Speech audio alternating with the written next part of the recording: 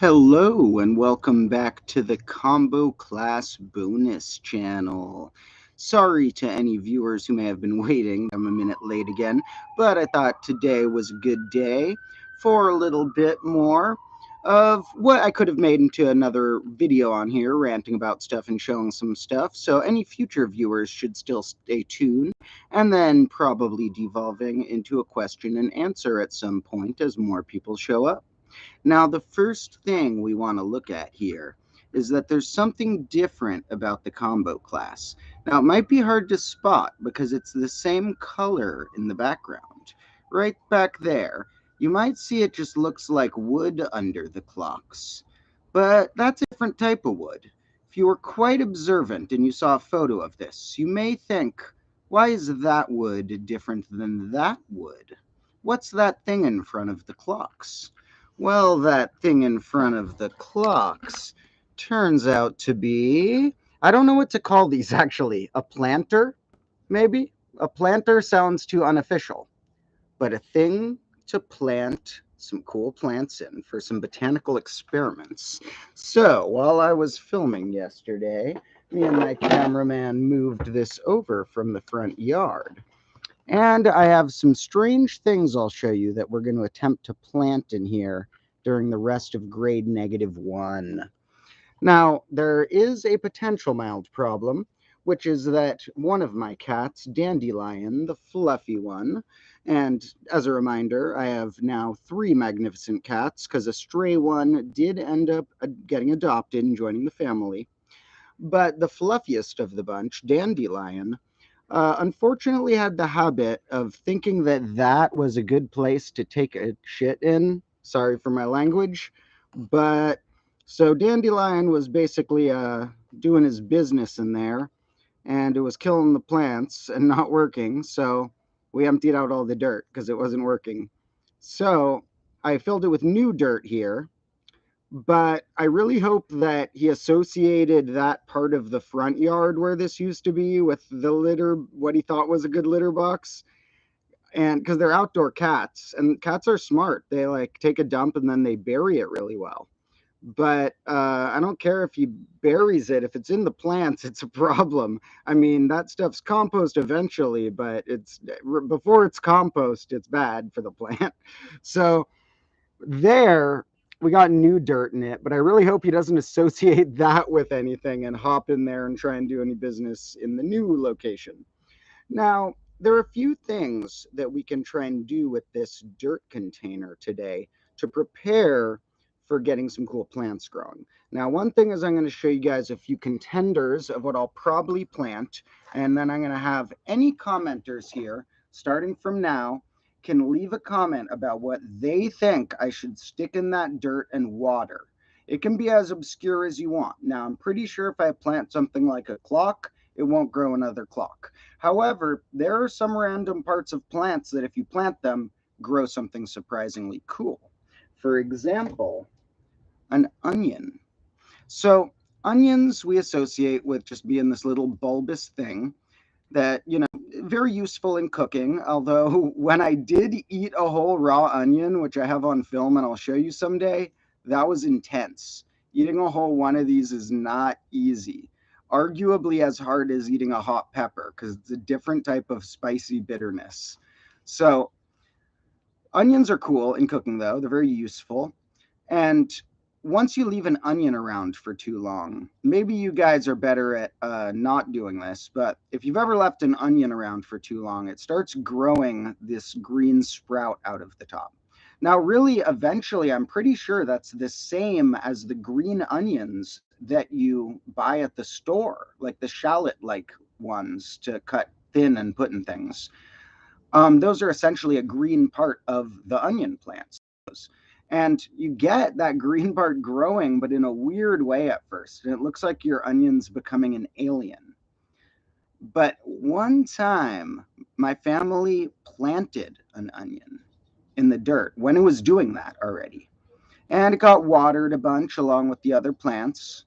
And there was other compost in there too. And if you see a short video on this channel, I showed that The compost that I put in there made a lot of random seeds grow their plants. A strawberry grew out of nowhere from the compost, just from the seed having been in the compost. It traveled over and grew.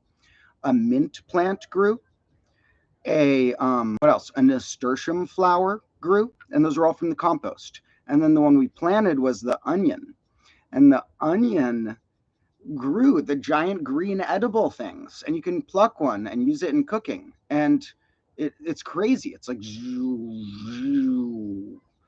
and so when you plant the onion and get the crazy sprouts, we can actually eat them in between takes. We can like bring some meals out here that would be good to chop up a little green onion on. So this fella's definitely getting planted.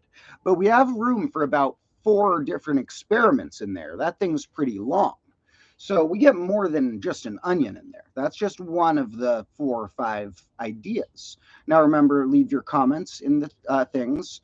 Our only comment so far is grow cannabis. That won't be in grade -1. We can discuss that maybe in a future grade. So here's a potato, and potatoes also do some crazy stuff when you leave them out for too long. If you leave them out, they look like aliens super much. They like get these crazy things coming out. Now, I don't think those are as much of like the green normal part of the plant as the onion makes. Those are some weird part of the potato doing something or another. But what I think is if I plant a potato and water it, it'll look cool, even if it doesn't make something cool. However, I do have a really rare idea I need to figure out how to do someday. Potatoes, I don't think are going to grow a potato plant because they're the root, essentially, of the plant, or a tuber that grows root-like. And so it's different than an onion, which I believe is a fruit. And so I don't think this will regrow the potato plant, which is too bad because did you know? Well, you might think this is not the fruit of the plant. What is the fruit of the potato plant? In fact, the potato plant is the tuber of a fruit plant in the nightshade family, related to tomatoes. But tomatoes are one of the fewer fruits in the nightshade family that are edible. A lot of the other ones are poisonous. And it turns out potato fruits are little berries that look tomato-like. I think they're berries. I need to do more research. At least little fruits that I think are berries look tomato-like but are poisonous. So if I ever manage to grow a potato fruit, that'll be pretty epic, although we're not going to be able to eat it. We're just going to have to observe it. As far as eating weird things, the latest short I posted here was me eating a rare spiky cactus fruit. So make sure to check that out after the stream if you haven't. And that also grew in my front yard. Now, the next step is to figure out with some cactus specialist what type of cactus is growing out there. And then I can see if I can eat other parts of the cactus, because some parts you can actually like cut it open and fry it and stuff. So I don't want to do that until I research the cactus. I don't know what type it is, but I don't know. Is there only one type of cactus that makes those spiky, prickly pear fruits, or could there be multiple types? I don't know. Got to do your research before you eat weird stuff. You may see me try weird plants in my garden and in nature at times, but remember, I'm not going to eat something poisonous, and you're not supposed to copy me because I did research about the plant I'm investigating, not whatever plant you find that looks like it. So this is the last one that I have with me that may be good to plant. Now, this one, a garlic, I really don't know if it'll do anything cool, but my gut feeling is it'll do something similar to the onion. So these, I don't know if I'll plant them during the stream today, but what we may do during the stream today is gather some more compost. Now, here's the deal. We have a worm bin out there. That's one nickname for it, a compost bin. It's not just worms in it. Worms love that thing, and there's a lot of worms that have somehow made a whole colony in there. But there's also a lot of isopods, or as some know them, roly-polies. But if I show you in the top of the worm bin, you're going to need to shut your eyes for 5 seconds if you don't like gross stuff, because the top of the worm bin's pretty just like rotting food with all these isopod roly-poly guys crawling on top. However, when you open this little slot at the bottom of the worm bin, when there's enough good critters in there digesting it for long enough, you get like the perfect soil. grows plants so well. It's like this bottom part of the worm bin once they've digested it and completely turned it into soil. Someone's saying the squirrels will steal the garlic. That's interesting. The squirrels, they do steal some stuff. So right here I have guavas. These are some of the smaller ones that were left falling on the tree. These are some of the pineapple guavas. Not botanically a guava, but it gets guava in its common nickname. Feijoa something is its official name. Feijoa celowiana or something like that, although I'm probably pronouncing it wrong. But these are some miniature of the last guavas from the tree. Squirrels love stealing these. They get the bigger ones. When there's a big one of these, they get it. They also steal the figs. But here's the thing. They don't have, there's like not enough squirrels, or they're well fed enough that they don't pick it dry. So those squirrels must have a good life. Those squirrels go past my guava tree sometimes, look at the guava, smell it, and decide, yeah, I'm not in the mood for guavas. They must have a whole buffet at their fingertips, just crawling from one yard to another. And like my neighbors have cool fruit trees too, so they probably take from those too. So the squirrels don't even pick the trees dry because they have so many options. So personally, right now, the squirrels are awesome to me. They do silly, weird stuff. They take a tiny bit of the fruit, but not too much. So I'm a big fan of the squirrels. However, I can imagine a circumstance where if they like multiplied more, or if they got more greedy with my fruit or something, they could be bad and annoying, because squirrels can be a nuisance to some farming and gardening and stuff. But right now, the squirrels are my allies. I think they're pretty cool to observe. There's one squirrel that tweaks out and does crazy stuff in the yard. It like, oh my God, this one squirrel's insane. Um, so, and it's like, you might ask, how do I know it's one squirrel? It's not that it looks different. There's just like a few squirrels who act normal, and this one insane squirrel. So I can tell it's that one whenever it's that one. So let me scroll through the comments and read some more, see if there's anything else I want to reply to real quick. As I've said before, as I continue streaming, I'm going to be incorporating more long pre-planned rants about certain topics and more fun little activities like filling compost. So I may have less time to answer all the comments, but still feel free to leave them all. Now, also, I'd like to let you guys know that something I may be planning in the future. I've had people ask if I'm going to start a Patreon page ever to support the channel, and I didn't want to do that without having good rewards to give out. But since I'm a teacher, I think one of the main types of reward I'll give out there is going to be access to more private lessons with me as like a group lesson, but that only certain people attend about certain topics, and more of a chance for you to ask questions about certain topics or get your thoughts answered. And so that'll probably be something coming in not too long, is for people who are asking about ways to support the channel, having some tiers on Patreon where you'd get to attend some private lessons with me. That's because I already teach some private students as my day job, but I think I may be able to start making money off this channel soon, although I haven't actually gotten any money from it yet. So if I start making money here, I'm going to try and transition out of doing as many private lessons, because then I can make more videos. But I probably will do some sort of group lessons of different types, maybe. And that won't prevent me from the streaming, because the streaming is just another fun thing for me. But just to keep an eye out for, that'll probably come at some point. Let me take a peek at the comments. Thank you to everyone who said hi. I wonder why people are saying who's the guy in their notifications. Did they forget they subscribed to me, or is YouTube putting me in random notifications? Because if so, that'd be pretty cool, but I kind of doubt it. I don't know. Yeah, no, it's weird. It was an important notification and they've never seen the channel. Maybe I think that they probably actually liked one of my shorts and forgot it was me, but I don't know. Hello to Israel and Spain, the fans who are saying hi from there. Thank you to all the math fans. I love this bit where someone asked, why does he have clocks behind him? And someone else said, where else would you put your clocks? And yeah, it's kind of like that. It's like, man, why is that here? Why is there a broken desk here? It's like, or where else would I put a broken desk? Someone's asking my favorite part from math, and of course there are too many parts for me to say my favorite.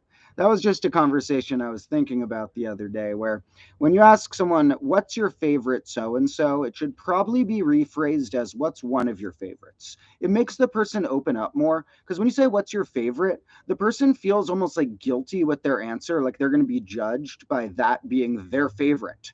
And so sometimes they're very more likely to say, oh, I don't know, I can't decide, or whatever, and not really give you an answer. Whereas if you say, what's one of your favorites, then maybe someone will open up more and describe one of their favorite things of something. But there's a weird blockade in our minds sometimes where if you say, like, that's my favorite, it can come across as weird because it sounds like that's like your biggest thing, when really people are weirdly balanced and our favorites change a bunch. So what I'll name is a few of my current favorite things in mathematics that are currently compelling me a lot. Um, I'm really into number theory these days. So finding facts about primes and square numbers and triangular numbers and relationships between those and things. Number theory, which is, it sounds like a silly name for part of math because some people are like, isn't that math, number theory? But really, math has a lot of facets. There's geometric parts of it, there's logical parts of it, there's parts that are more worried about categorizing things than about solving them. There are things that are based around particular types of weirder number, like complex number or types of irrational and transcendental number. Whereas number theory, although it does often incorporate those things to a degree, it's mostly into integers, which are whole numbers. Number theory is mostly about, you have equations where their coefficients and their exponents are all integers, and what are the solutions to those equations that are integers, or sometimes also looking for rational solutions. And it relates to prime numbers and square numbers and stuff like that. So that's really fun to me. And what I also really like is finding a geometric interpretation for them. So my favorite thing is when I can find a number theory concept that has a geometric view. That's not my favorite thing in math necessarily because I can't pick, but that is a current love. So let's see. Someone says they have a clock in their house and they don't even know if it works, but I have 20. Actually, I probably have about 30 or 40. Although we're going a little behind on the clock quest. So I'm going to go clock hunting soon. I had those surgeries not long ago, so I was stuck here. But pretty soon, I'm going to go to some thrift stores and use the rest of my savings on clocks. So, um, basically you can see more and more because I need to get more because I've been breaking clocks. Not on purpose, but when the desk's slanted, whenever I put a clock on it, it falls.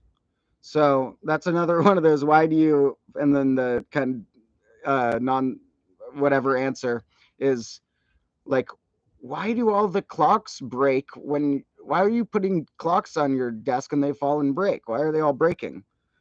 Well, what else do you think gravity would make the clock do on a broken desk? So, um, the problem is that when I film, I often like to bump the clocks a little bit to be like swinging my arms around and the clocks are too near. I often like to lift up a clock, and then when I'm talking, I set it back down without looking at it. A lot of clocks break when I'm filming for some reason. So that one had its skin shatter, the glass face of it, and now it still looks clocky, but it already got a mild raining on, and the skin's getting wavy because that's more of a paper surface. So, and there still might be glass like right around the edges, so you can't touch the edge. So that one might need to live in my room because it's going to start raining again at some point, and that thing will just get bendier and bendier and deader and deader. So maybe that'll be a wall clock in my room. Now, the other clock that just broke was one that got stepped on. So sometimes there's also clocks that fell off the tree and you don't see them on the floor and you step on them. It got stepped on in the process of putting this dirt thing here, so it was worth it. But where's the shattered one? uh, I kind of, okay, it's over there. I'm like, that thing has broken glass. I kind of should know where it is. All right, let me grab the shattered one carefully.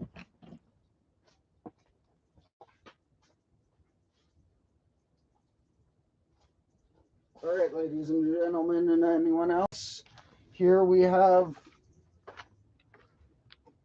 our shattered clock. Now you gotta be careful when they're like this because if you move them a little, the glass moves with it. if you're careful, you could treat it like a little... No, I'm not going to say you can treat it like a game. You shouldn't. So this is going to be here for a minute. And later I'll put it back in the other spot where I know none of my cats will interact with it. My cats like digging around in the combo class, so that's the main reason why I got to keep glass off the ground. Also, for some reason, some of my cameramen still come out here barefoot, and I'm like, why? Come on, I told you, you're gonna hurt your feet in the combo class. Even without the glass, the dice are pointy. There's dice all over here. So, like, when you're going in the combo class, oh, here, let me take the little webcam camera off. This is a new view. I can hold just the camera on this webcam and we can go, whoa, and move it without me breaking my computer. So here we got dice all over.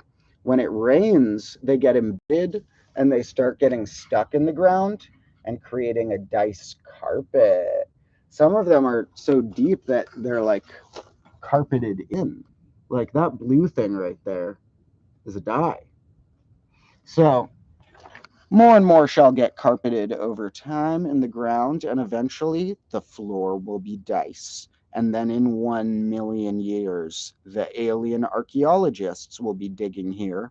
And normally, you know how you dig through rocks and you're like, that was the Cretaceous period because the rock looked like that. That was when an ice age hit.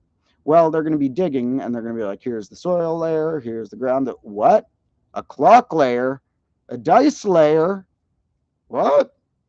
And so, yeah, they're going to find this zone and dig up some weird clues someday. So hello to the aliens. I love you. And remember, to any other new viewers, I don't mean like that there's currently aliens visiting us. That's a conspiracy theory, probably. So I mean that there's aliens somewhere out there, and you never know how good their telescopes are.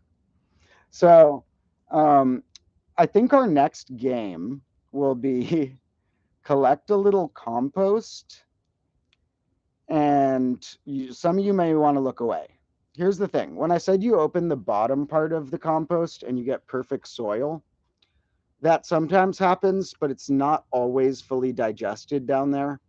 And when I got some soil the other day I put a little compost in there already.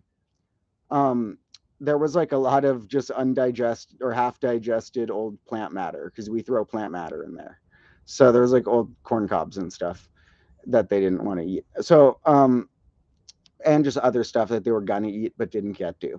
So I did get some good soil out of it with a bunch of worms and isopods in it, which are actually going to be really good for the plants. They're going to make really good soil. But to get it, I had to kind of dig through corn cobs and stuff. So let's get a vote of who wants to see the compost and who thinks I should just grab some. Vote field trip in the comments if you want to see the compost, and vote not if you don't want to see the compost. All right, we got a vote for the compost. We got 2 votes. We're going to the compost. It's going to win. Okay, everyone wants the field trip. I feel weird doing the field trips because we share the yard with neighbors, and so I don't want to like force my neighbor to be on the live stream, but hopefully I'll time it so it's just me out there. So, combo lords, you ready for a little field trip? So let's reattach this. Now we also got to write more equations on the wall. So here's the problem with the wall. We got all these good equations, but the camera's always pointing that way. And there's only one number written there. And I've gotten like 5 comments. Like, what's that number? And it's like, that number isn't related to the current episode theme. That number relates to permutations of a 2x2x2 Rubik's Cube. Let's also make a clarification real quick. In my titles, whenever I call something a 2x2x2 or 3x3x3 Rubik's Cube, people are like, no, you don't have that many times. It's just a 2x2 or a 3x3. And it's like, no, it's 3-dimensional. It has 3 dimensions that go 2, or 3 dimensions that go 3. So to all the folks who commented that it's actually just a 2x2 or just a 3x3, no, you can nickname it that, but it has 3 dimensions. I might get back into Rubik's cubing for fun some random week because my hobbies go sporadically like that. It's like every week I'm like filming a ton of stuff, writing a ton of stuff, doing some music, trying to get out in nature, trying to hang out with friends, and then having one random hobby. And it like alternates in cycles. It'll be like some of the types of things that I will get really into for like 2 weeks and then forget for 2 years, or like getting fast at Rubik's cubes, inventing board games, inventing card games, learning magic tricks, like doing art. There's all sorts of just like things I will do for 2 weeks and then forget about for a while. So luckily, you keep a little bit of muscle memory and brain memory about those things, and so you pick them up a lot faster than you did before. You like, for example, when I've played songs on piano and then you don't play it for years, and then you re-encounter like sheet music of the song and you want to play it, um, it's like the first time you're almost as bad as a beginner would be who hadn't played it before. Not a beginner player, but like someone who hadn't encountered the song before. And then the second or third time you're like almost caught up to how you used to be, because you keep this weird muscle memory that like takes a second to re-unlock. So I remember like back in the day I could do Rubik's cubes in about a minute when I was in like middle school, the normal 3 by 3 by 3 ones. But then I didn't do it for years, and then when I tried to repick it up, I didn't know any of the algorithms. When I learned the algorithms, it took me like 5 minutes a couple times or 10 minutes, and then really quickly I got back down to like a minute and a half. I wasn't able to do it for like in a minute, but after just like 5 times of doing it or 10 times, I was like, whoa, I'm back to doing it in a minute and a half. I must have muscle memory somehow. But then I forgot about it for 2 years. So we'll see when that comes back. They do have a lot of cool math. Rubik's cubes can be compared to group theory.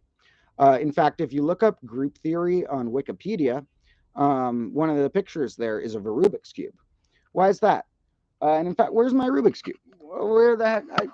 I should nail this to, or not nail, but I should glue my 2 by 2 to the wall, or 2 by 2 by 2, because that's for me. That number is related to it.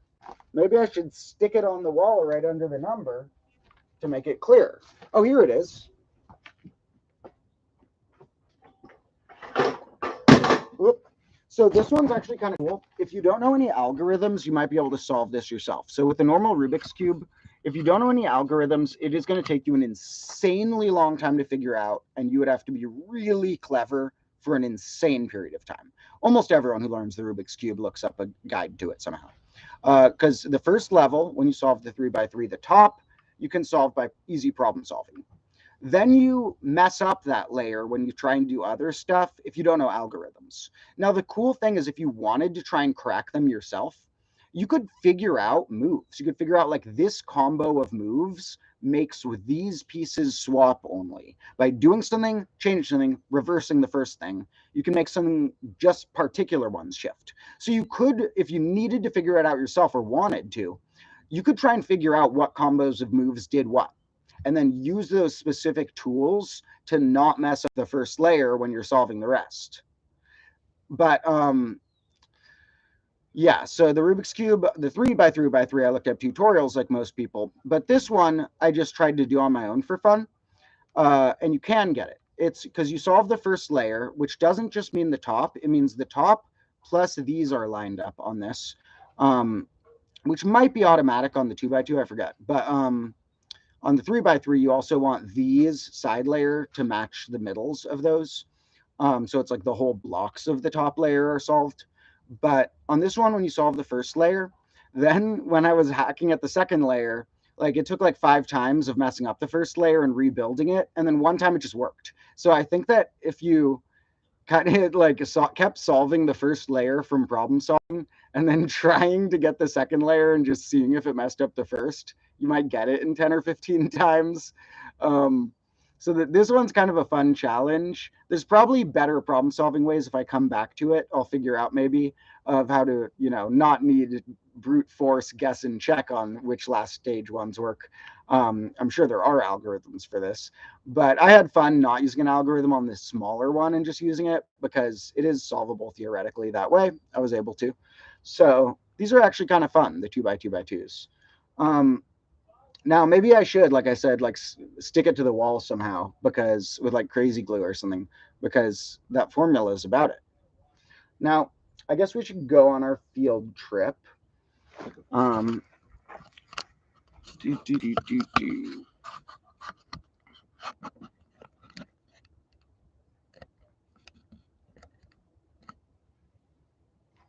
Oh God, there's someone called Andrew Tate's son in this comment making some probably troll comment, but just to point out, Andrew Tate is one of the dumbest humans alive. I don't make much pop culture stuff, but that guy sucks.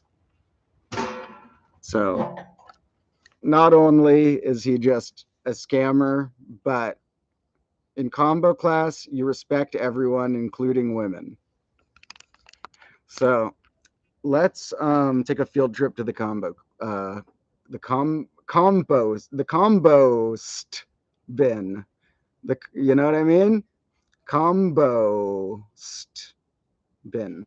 So I wonder if those terms are related. Let's think. Does it make sense that combo, which comes from combination, would relate to compost? Maybe. Compost comes from decompose. I wonder if decompose, com is in communication and stuff. It probably, as a word root, might mean something related to groups.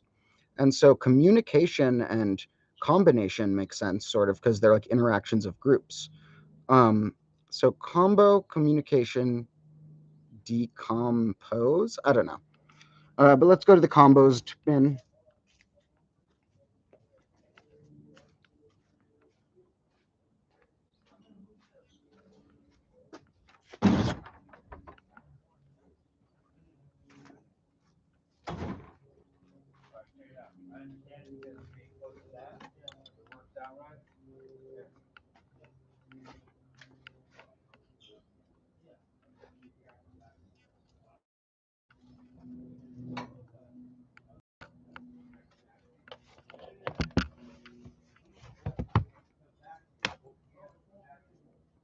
One second. What do you guys think that thing behind me right there is?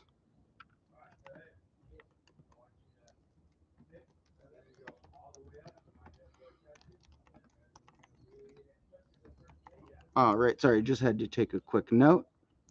And let's see the compost. And that thing behind me is a train car.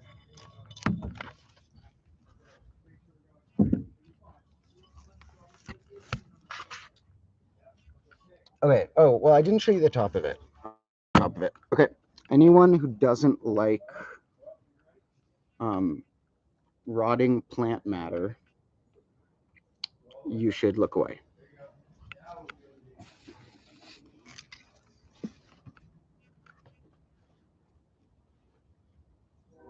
Now, do you see the isopods? They might be hard to see right now. They're kind of hiding right now. Certain times of day, they like to come out more. But there's some roly-polies there. Now we're going to go to the bottom one, which you also may want to still shut your eyes for if you don't like grass stuff. So, ooh, look at this worm. That's a good worm for my... That's a good worm for my thing. So I'm going to put him in some dirt. Let's get some dirt and some isopods. So you see how at the bottom, it's like perfect soil. But above that, you got weird stuff. All right, let's make sure to get some isopods and some worms.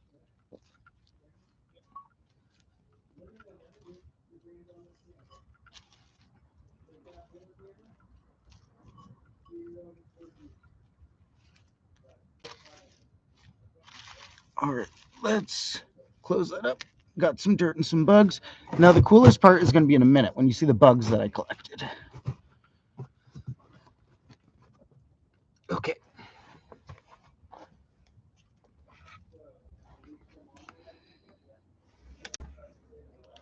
All right. Dirt on the laptop.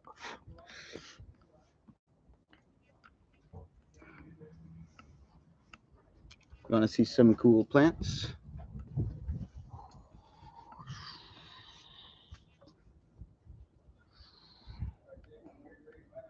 That's a strange corridor. Oh no! I spilled all my dirt and worms and isopods on myself. Oh no. Oh, god dang. Sorry, isopods.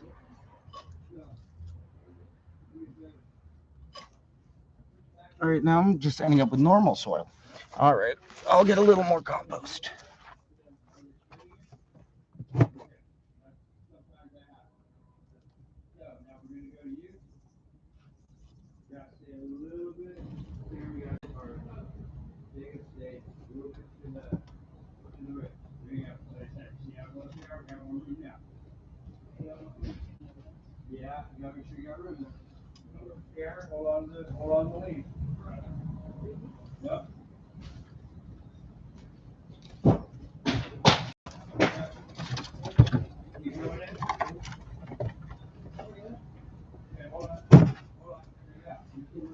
Okay.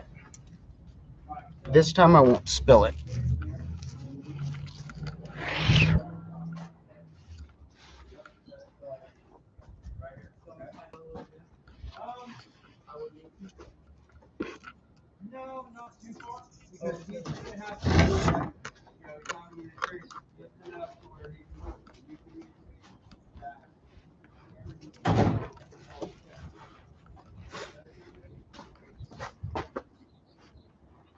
Okay.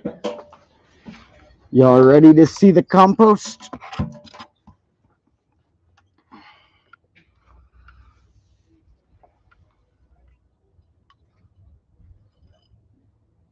Okay, all the guys are hiding in here, but as we put them into there, we'll see a bunch.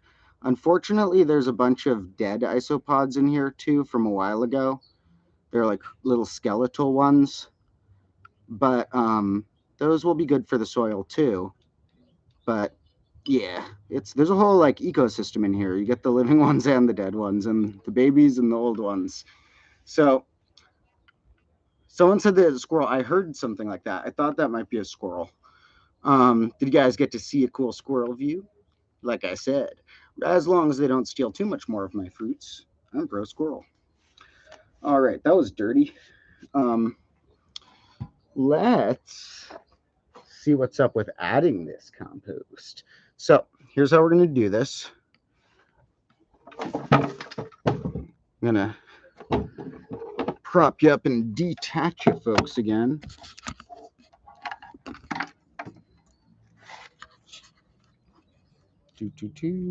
Now, if we look in here, we got our pre-existing soil. Got to move this a little closer. Whoa, sorry for the chaos. Here's our pre-existing soil. And if we dig through our soil, we're going to see some critters at some point. Because I know there's already some critters living in here. Where'd all the critters hide? Did the worms all crawl somewhere else? Did the worms do like a prison break escape over the fence? I don't know where the last ones went. They're hiding in the corners. So now we'll add the new ones a bit at a time, and now we'll definitely see some critters. So here's a little bit. Let's see if we got, oh yeah, there's a little dude. Here you go. Whoa, that one wasn't dead. Whoa. Some of the ones I thought were dead are moving. What do you guys think of that little guy? In combo class, we are very pro this type of bug, sometimes known as a roly-poly. I'm not sure if these ones go into the ball like the ones called roly-polies, but they're all subdivisions of what's called isopods, which come in a lot of cool forms.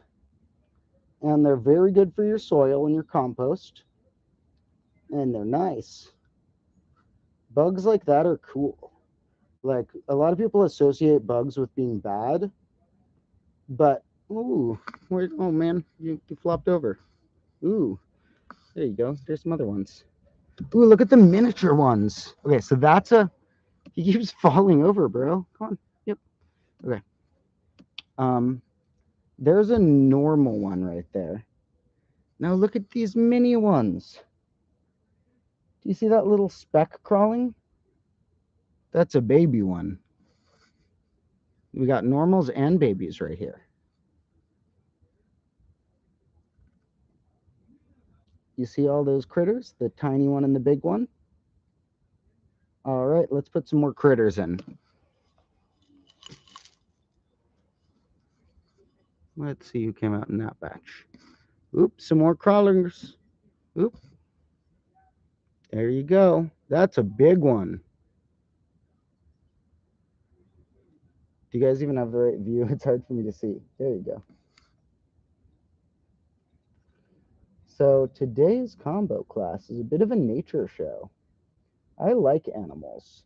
Let's also, if we need to work a little math in here, remember that like insects have 6 legs. Insects are the most common animal on the planet. So the most common amount of limb on the planet is 6. So threven should be in the dictionary. So let's put some more soil in.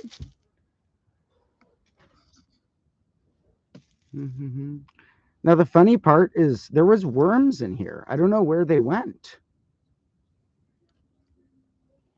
The worms are the extra cool part. I got this big clump of compost out last time when I first put it in, and there was like a bundle of worms. Okay, I guess the worms want to rest for now. Now, some people are also scared of worms. Worms are also cool. What's wrong with a worm? Worms don't bite. I mean, maybe there's some weird type of like sea worm that bites or something. I don't know, but normal worms don't. Worms are like really good for your soil. If you got worms in your yard, you're set. Now, our soil back here in the combo class is really bad because this is on landfill. So if you dig down, you find like broken glass and like metal things that aren't me, that are the landfill from before. So this is not ideal soil to grow in, which is why I have that container. Otherwise, I just grow plants out of the soil. But that would require literally like digging up all the soil and replacing it. So here's what I want. Not only growing weird plants in there, but plants that will start climbing up the clocks. I need something that makes vines. Maybe I should try and get some of that nasturtium flower that was really easily growing over there. There's also this passion fruit that was over there, and that makes vines. What if we try and get passion fruit vines in the background? Now, what would be extra cool about that is their vines make these little spirals. I mean, like, it sounds like that wouldn't be the coolest part, but they're really cool spirals, I swear. And yes, for someone wondering what should be in the dictionary, it is threven, multiples of 3, and definitely watch my first YouTube video about my first part of my pitch with a bunch of examples from math and nature and culture and stuff. But that's only the beginning. You see, there is going to be many more episodes that end up accidentally involving threvens, which I didn't plan them to, because I'm genuinely believe threvens are fundamental. I believe it more and more when I keep planning episodes that aren't supposed to be about threven stuff, and the word comes up in the episode because something was threven. So there's like this new sequence I've been messing around with mathematically that I kind of discovered on my own, although who knows if it's out there, but I couldn't find it online. So I was this new type of sequence I was messing around with and inventing it or whatever. And it was all about evens and threvens. 2s, 3s, and 6s had such an importance without them being in the fundamental starting rule of the sequence. It just like ended up being about evens and threvens, which made it about 2s, 3s, and 6s. Someone's asking if I'm from France, maybe? If they're asking me, no. Hey, my cat Dandelion's here. Oh God, this is the cat I was saying takes dumps in that bin. But he might visit us, and he's a cute boy. Dandelion. Hi, Dandelion. Isn't that a fluffy, nice boy? Dandelion's really a sweetheart. If you come near him when he is hanging out in the front yard or in the house, he will flop out in the most ridiculous poses with his belly open. And It's just hilarious. He will like flex outward, stretch as long as he can with his belly out, like, please pat me. Daddy, Daddy, come here. I want to pet you. Dandelion.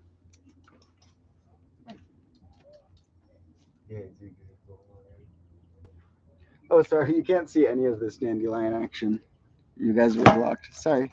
There you go. Dandelion is such a sweetheart. I love him. And you guys got to see him when it's less crazy ground, because he doesn't flop out on this ground as much, obviously, but he flops out in the yard a lot. And then he stretches as well. First, he does the technique where he just flops with his belly up and all his limbs in the air, and then just hangs out there. Sometimes you come across him fall like asleep in the yard with all of his limbs in the air with his belly up, just looking frozen upside down. But then once you pet him, because that usually works, the technique of the all limbs in the air, belly up. Once you've pet him, then he decides to use the next technique if you're leaving. And then if you are leaving petting him, which always happens unless you pet him forever, he then stretches as long as he can. And that's the second maneuver. And if the all limbs in the air didn't already entrap you there for hours, then the stretch as long as you can always works. I don't know how he does it. It looks so cute. It always makes me, like, even if I'm in a rush, return to pet him for a minute. That's sometimes why I'm late to the streams, because he always bumps into me out there on the way and he's too cute. But he he yeah, he's cool. I'll stop talking about Dandelion. Now, since I gave him so many shout outs, and since we already have a little picture of him in the Discord, I need to give more shout outs and pictures of my other cat, Sage, and the new cat, Sassafras. Because Sage, Dandelion's brother, I love him just as much as Dandelion. He is a different type. He is like silkier and smaller. He's more composed. He's really agile, whereas Dandelion's clumsy. He's like a little more picky about when he wants love, but when he does, he's an angel. And so Sage is a different type of like perfect cat. Dandelion's a perfect cat in terms of you like, well, okay, let me start with Sage. Sage is like if you were on The Sims, that game, and there was like a way to design a cat with perfection on all the, like you like maxed out all the perfection somehow. So he was just like the perfect cat. It's like pretty small, mostly black with a little white bow tie, very nice, never whines, can hunt anything he wants because he's very agile. So he's epic. And so Dandelion, who's been getting, oh hey Dent, Dandelion, who's been getting all the praise, isn't the only good one. So there's also Sassafras, who should get a shout out. That's the new stray. And this cat Sassafras, I'll show you some clips of it sometime because I have some random videos of it. But so like 2 years ago, he was just like popping by the yard, like not letting anyone near him, just like checking out what was out and stuff, maybe trying to sneak some food. And we realized he didn't have a home. And because he was in the yard and sleeping there and being there all the time. And so as he started to like transition into the yard, he was nice. He never got into fights with our cats. He just wanted to be like part of the family. And even after we like took him to the vet to get him fixed and like adopted him, he wouldn't let us within like 10 feet of him because he was terrified. He never like bit me or anything, but he would just run and be terrified. And then he would get 5 feet from us, and then 4 feet, and then 3 feet, and then 2 feet, and then 1 feet. And then he let us pet him a lot, and he has grown so loving, and now he's still scared sometimes, but he loves getting pets, and he is no longer stray. Someone's noting that outdoor cats cause death of birds. It's true. I try and make sure that my cat stays away from the birds as much as possible. But I think that the cats deserve a good life too. And honestly, I think an indoor cat's not getting the life a cat deserves. So that's my opinion, is that even though it causes a little mayhem, if you're going to have a cat should have the life it deserves. But which should involve to me fresh air and nature. But I understand that some people want to keep them indoors to make sure they don't harm any birds. That is logical too. I'm also a huge fan of birds. There are many birds that visit. My cat's gotten one or two, but there are many, many birds who visit the yard, and I'm a huge fan of them. And I apologize on behalf of my cat for the one or two he's gotten. Um, but he also gets rats that, even though it sounds sad, they like eat through our dishwasher and stuff and destroy the flooring and the pipes and stuff. There's rats that come and like destroy everything, and he gets those, and that's actually helpful. Like I like the concept of rats. Rats are cool and smart, but when they're destroying your dishwasher for years, you're gonna wish you had a cat to get them. Um, So sorry for all of the dandelion time. Someone's noting sugar snap peas vine. That could be a good idea to grow on the wall. Um, and someone's noting indoor slash outdoor. And yeah, that's what mine are technically because they go in or out. And we have our windows open once in a while, like when we're in the room and stuff. There's usually someone home with their window open. And so the cats just like jump in and out and stuff. And they have a good life, able to go in and out pretty much whenever they want. They come in at night to give us cuddles. They go out in the day to hang out in the sun. Pretty good life. Um, and I like to imagine things from their height. Like my garden is already pretty cool, the front one that I share with the neighbors.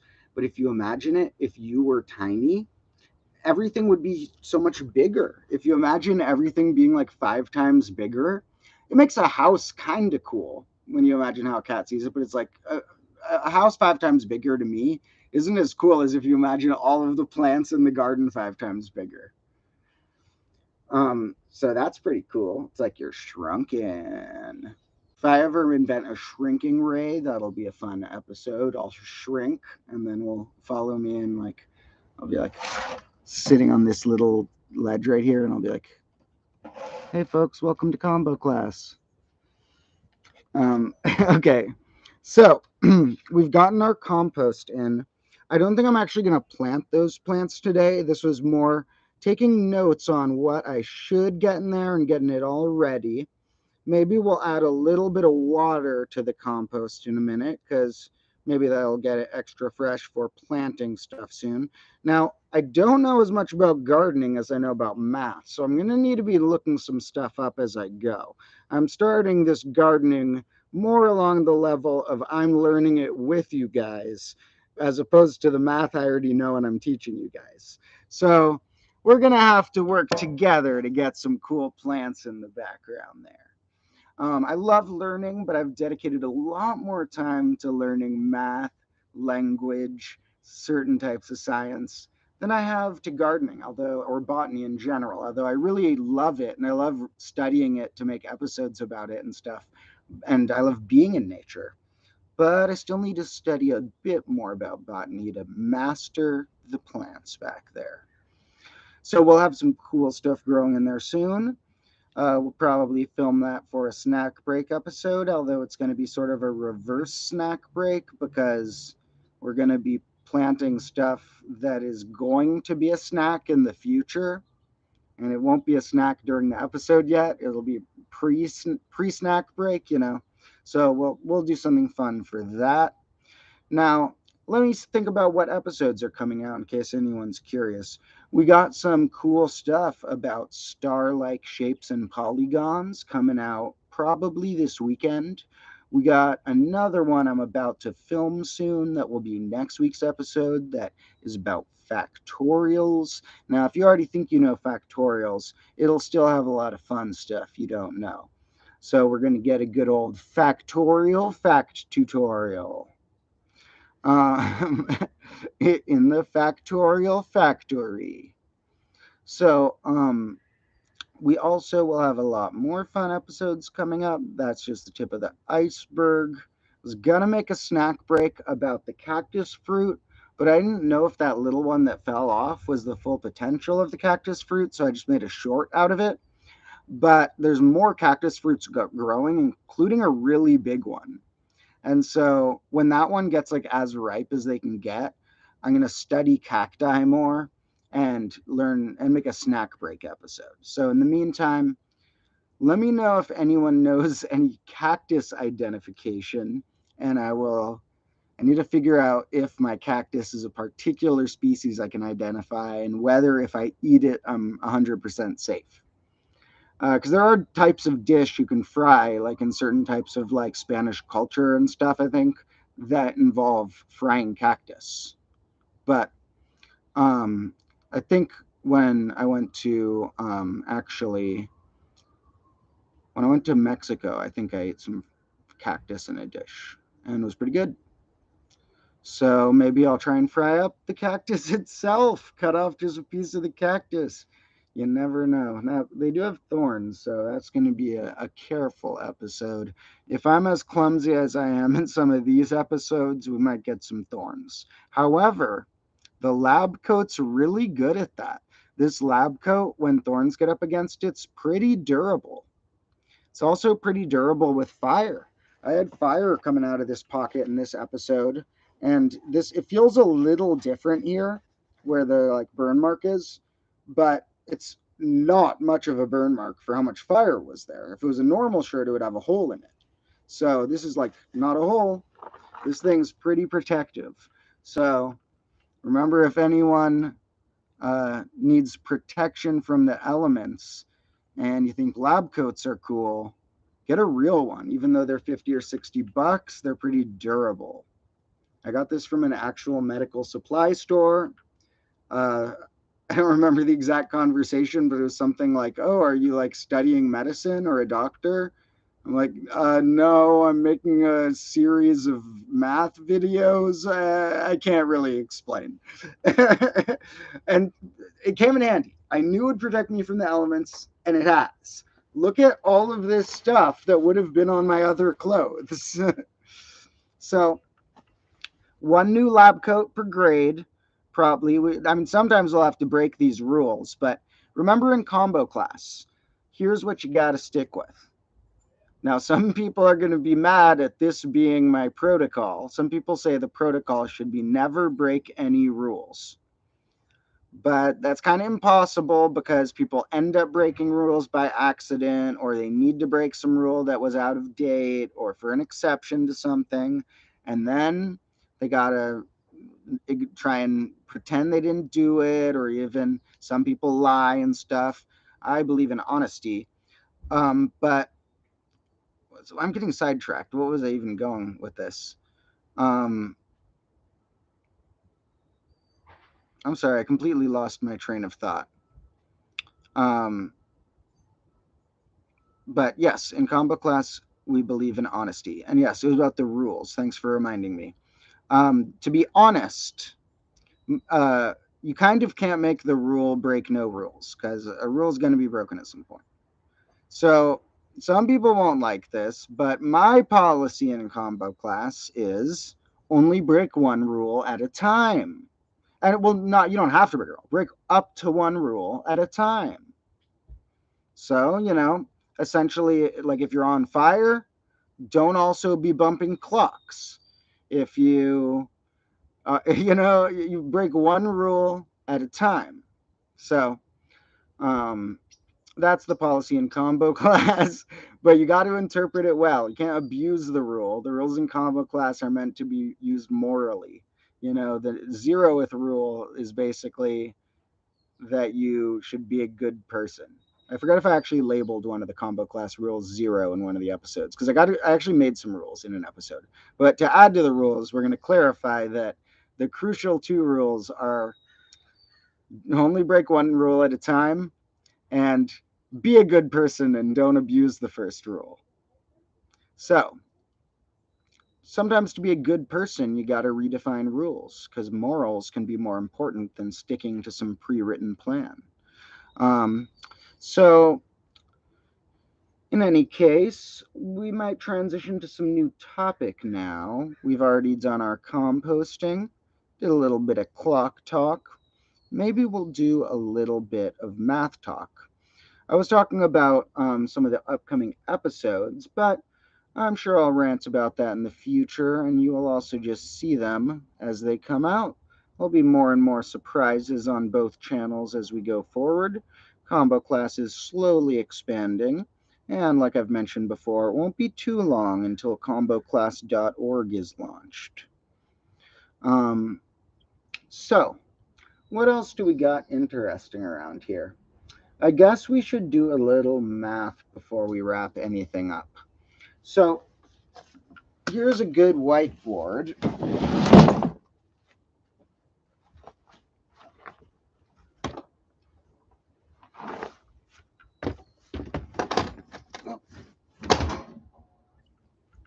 All right.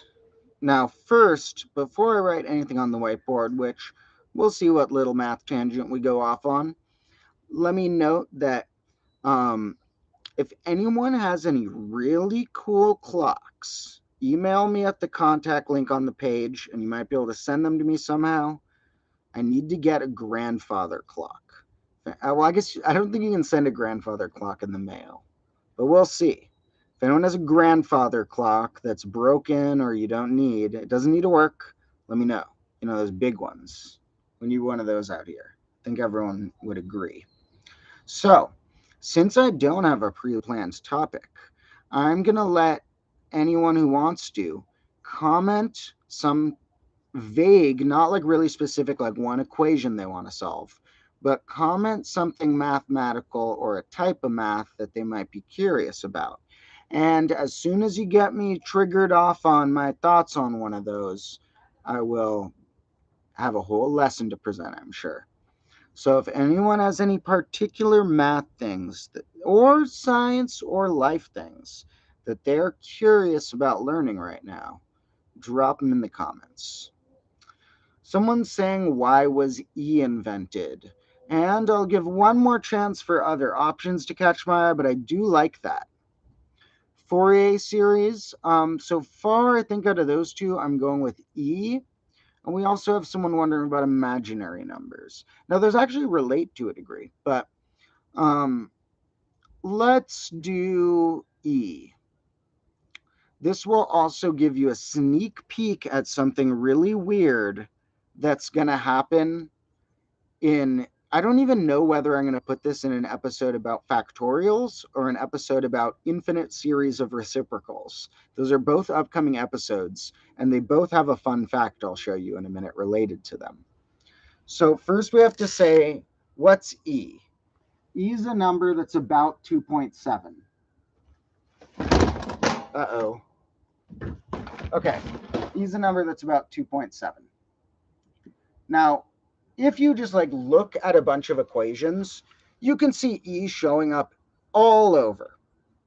And it shows up in a different way than pi, which shows up all over. Pi shows up when something's circular in some way or implying rotation of some sort, sometimes in a very subtle hidden way that you have to interpret the problem geometrically in your head or something. E shows up in a different way, and it often shows up because it's a very fundamental rate of growth. Now, one way we can observe it is that, let's say I have a line right here. What's its slope at each point? Well, here I'm at position 1 and it has a slope of 1. Here I'm at position 2 and it has a slope of 1. Is there a function that at each position has that as its slope?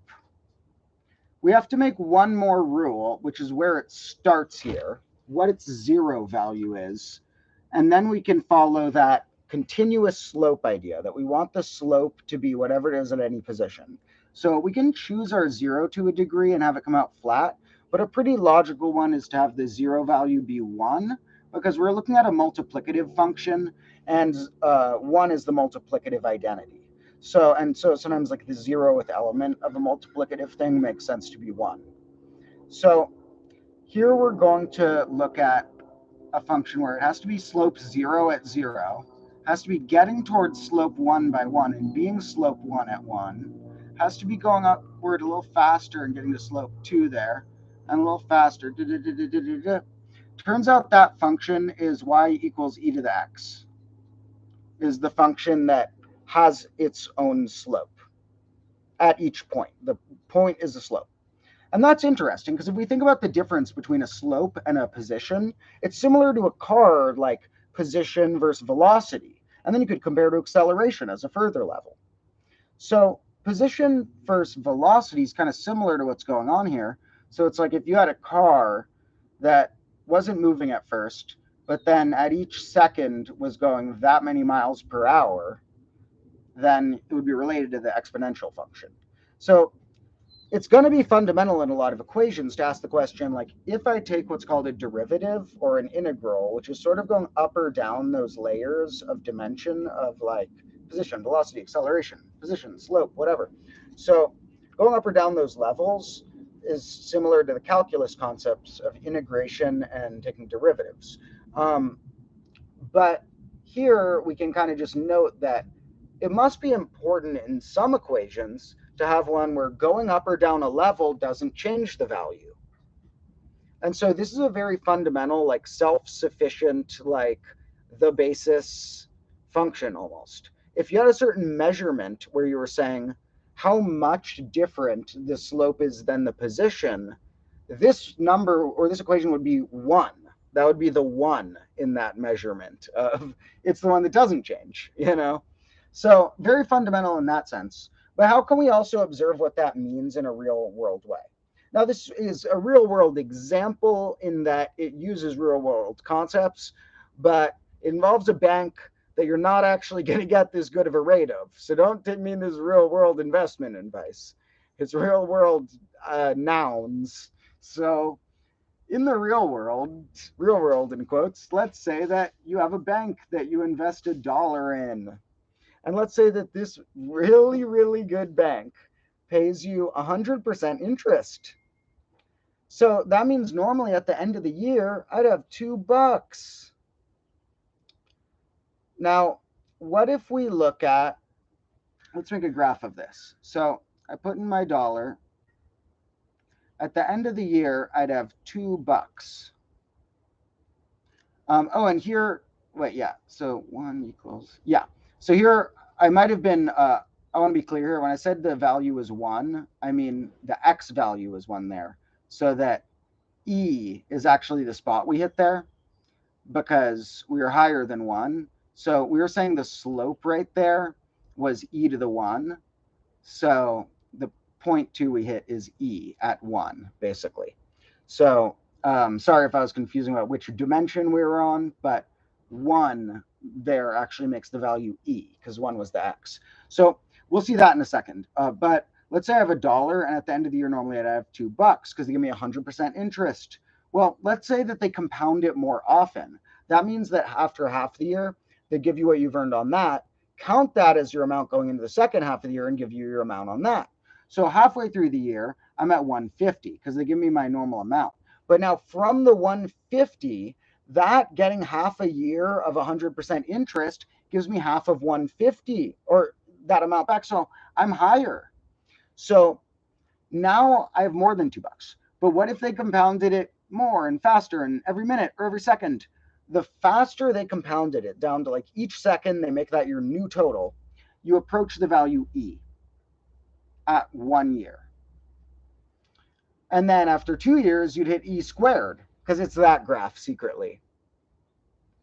So E is a fundamental rate of growth. And it also just pops into a lot of other equations. And one of the other reasons E is so fundamental is there's many ways to write what E is. But it's almost easier to write what E is than pi is. Because pi, there are certain intricate infinite series that approach pi. But there's a very fundamental infinite series that approaches E. And when you're looking at an infinite series, the value it approaches, we can basically use the term equals. It's a slightly different type of equals, but as long as we say we're calling it the limit, we can say the limit equals that. So there's this infinite series we're about to see that the limit of it, which we are going to say, we're allowed to say equals what it approaches. So similarly, if I took, and this is a tiny sneak preview of 2 different episodes, tiny sneak preview of something that will show up in an infinite series episode and probably also in the factorials episode. But if it doesn't show up in the factorials, that's just because I'm saving it for an infinite series episode. So let's say that I add 1/2 plus 1/4 plus 1/8 plus 1/16 and so on. Well, this is going to approach 1. It gets closer and closer to 1. So we could say the limit of that, and I'm not writing it formally. You'd use this summation symbol and a limit and stuff, but I want this to be easier to understand. ... we're going to say means go on forever. We're going to say that is an arrow as my simple way for you guys to mean the limit approaches 1. It never will pass 1, and the further you go, the closer it gets to 1.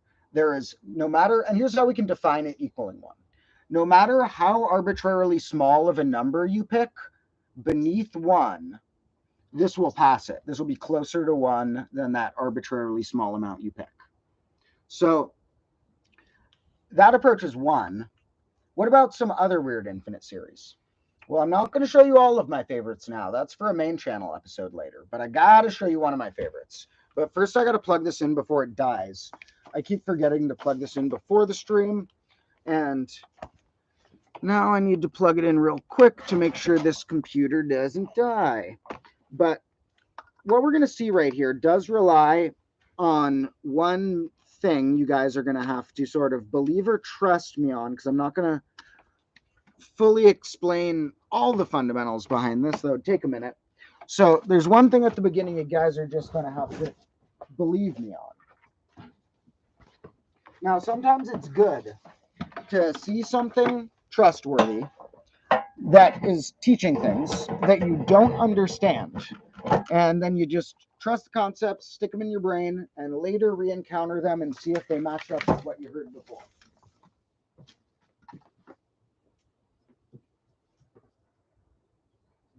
All right, we're plugged in. We're not going to die. So,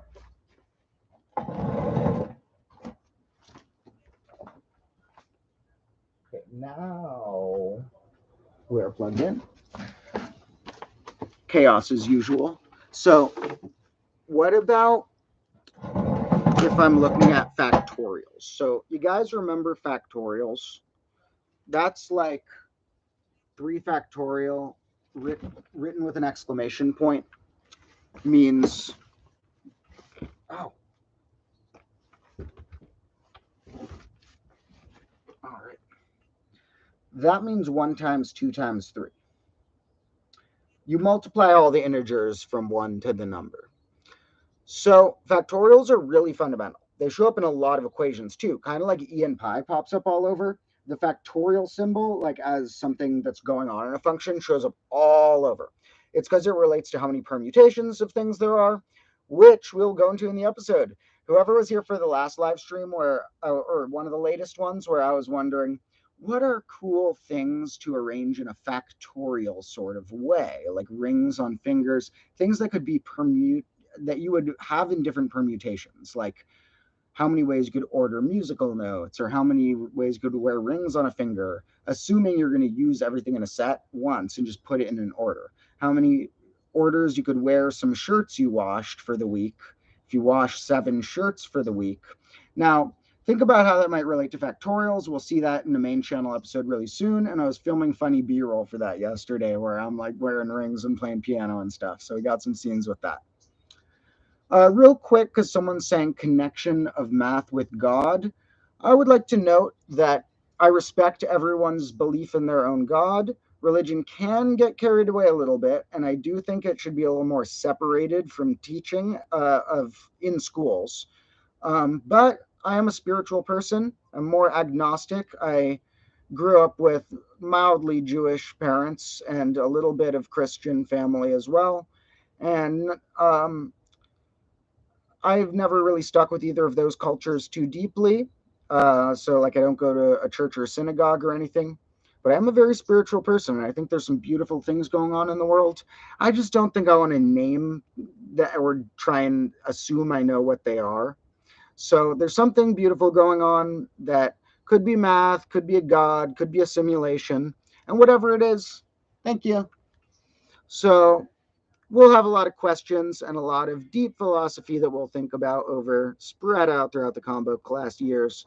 And maybe we will discover hints of godlike things, but we'll probably not name them and say, that's God. We'll probably make more of hypotheses. But I do respect anyone who does believe in their own God. That's all good, as long as you don't try and force it on other people. So what I've shown here is I gotta first, the bit you gotta trust me on that some people may be like, why is that true? Is that 0 factorial is 1. Now, I will explain it a lot more in the episode. I kind of don't want to spoil all of the episode, but the way I'll explain it right here, real quick, is that there's another way I'll add to this in the episode to explain it, but one way is that this is a multiplicative function, and when you have the 0th element of a multiplicative function, you usually want to be the identity element. So like with triangular numbers, that's an additive function. Each one adds from the last. And so the 0th element makes sense to be 0 because that's the additive identity element. Now, often the 0th element of a multiplicative function will be 1 because that's the thing that doesn't change anything under multiplication. So you just got to trust me that 0 factorial, just like 1 factorial, is 1. And there's other reasons I'll show you in the episode.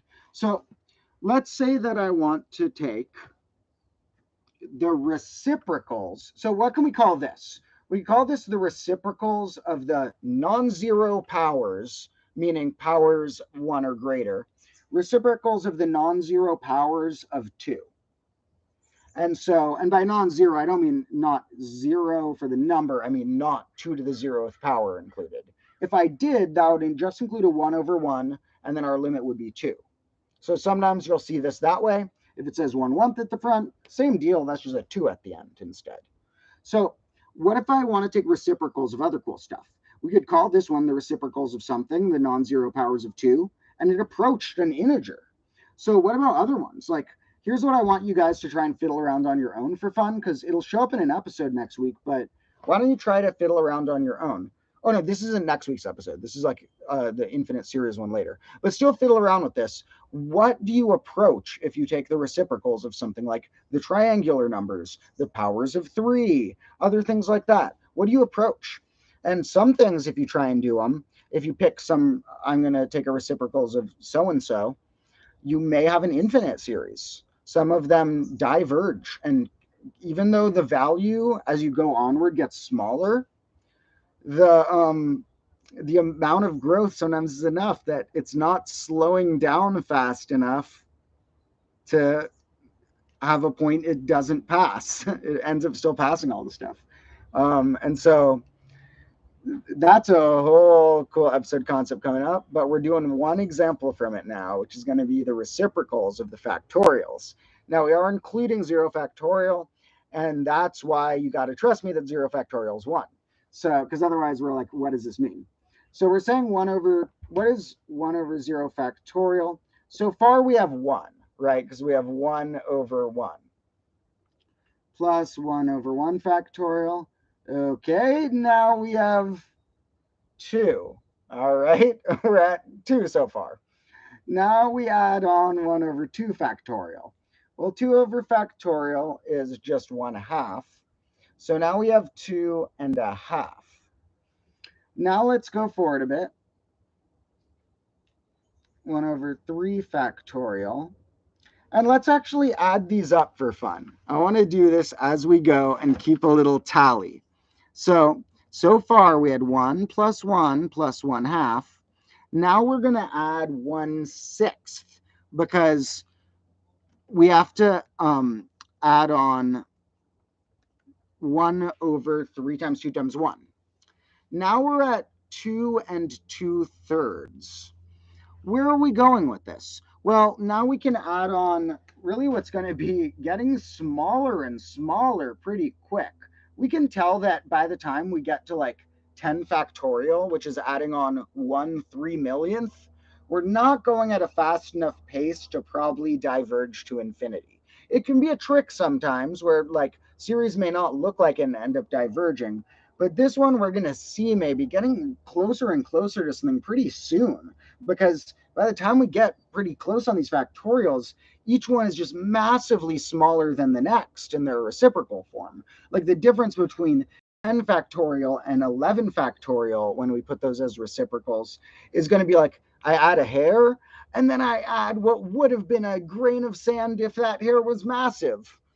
So adding on 1 over 4 factorial, we now get to add on 1/24th.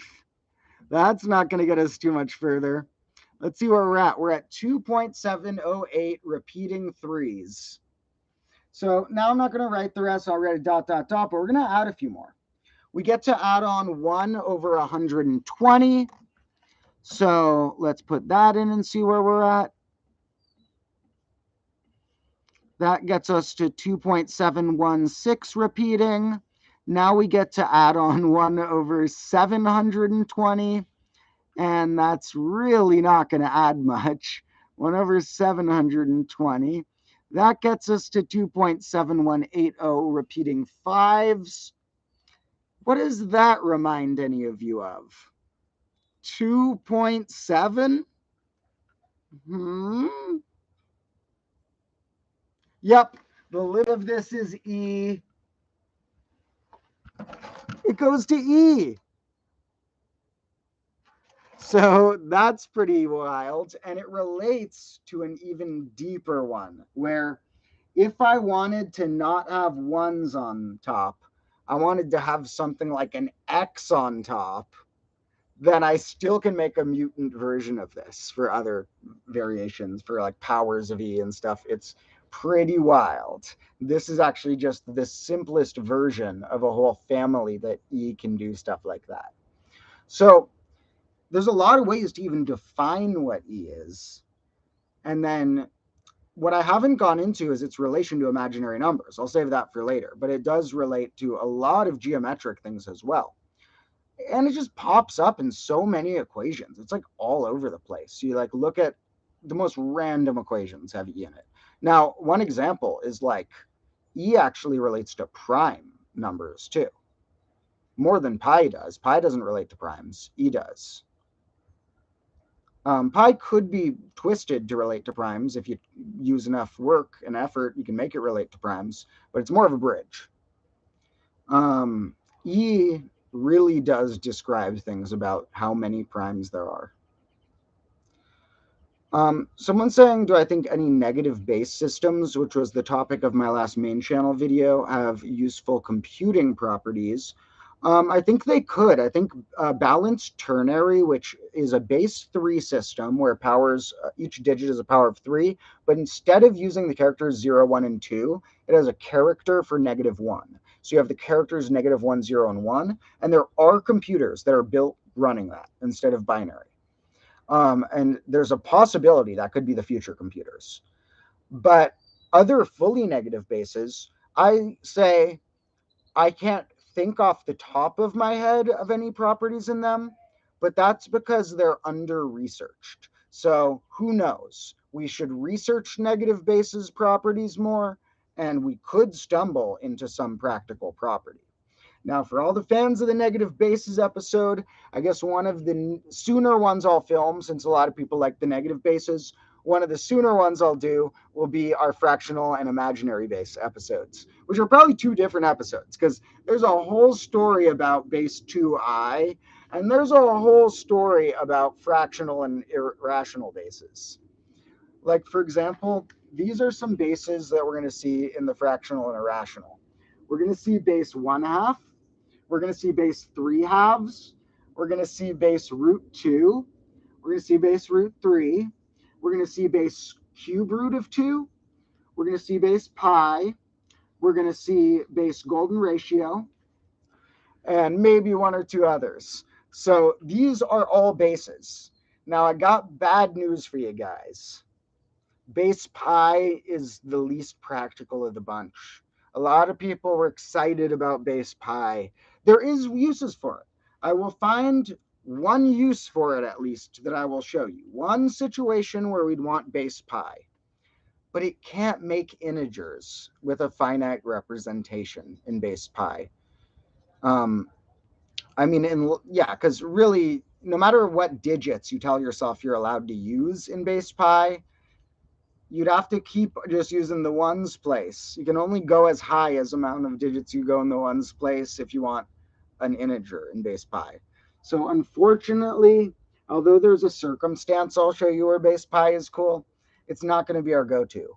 However, these can make integers with like finite representations.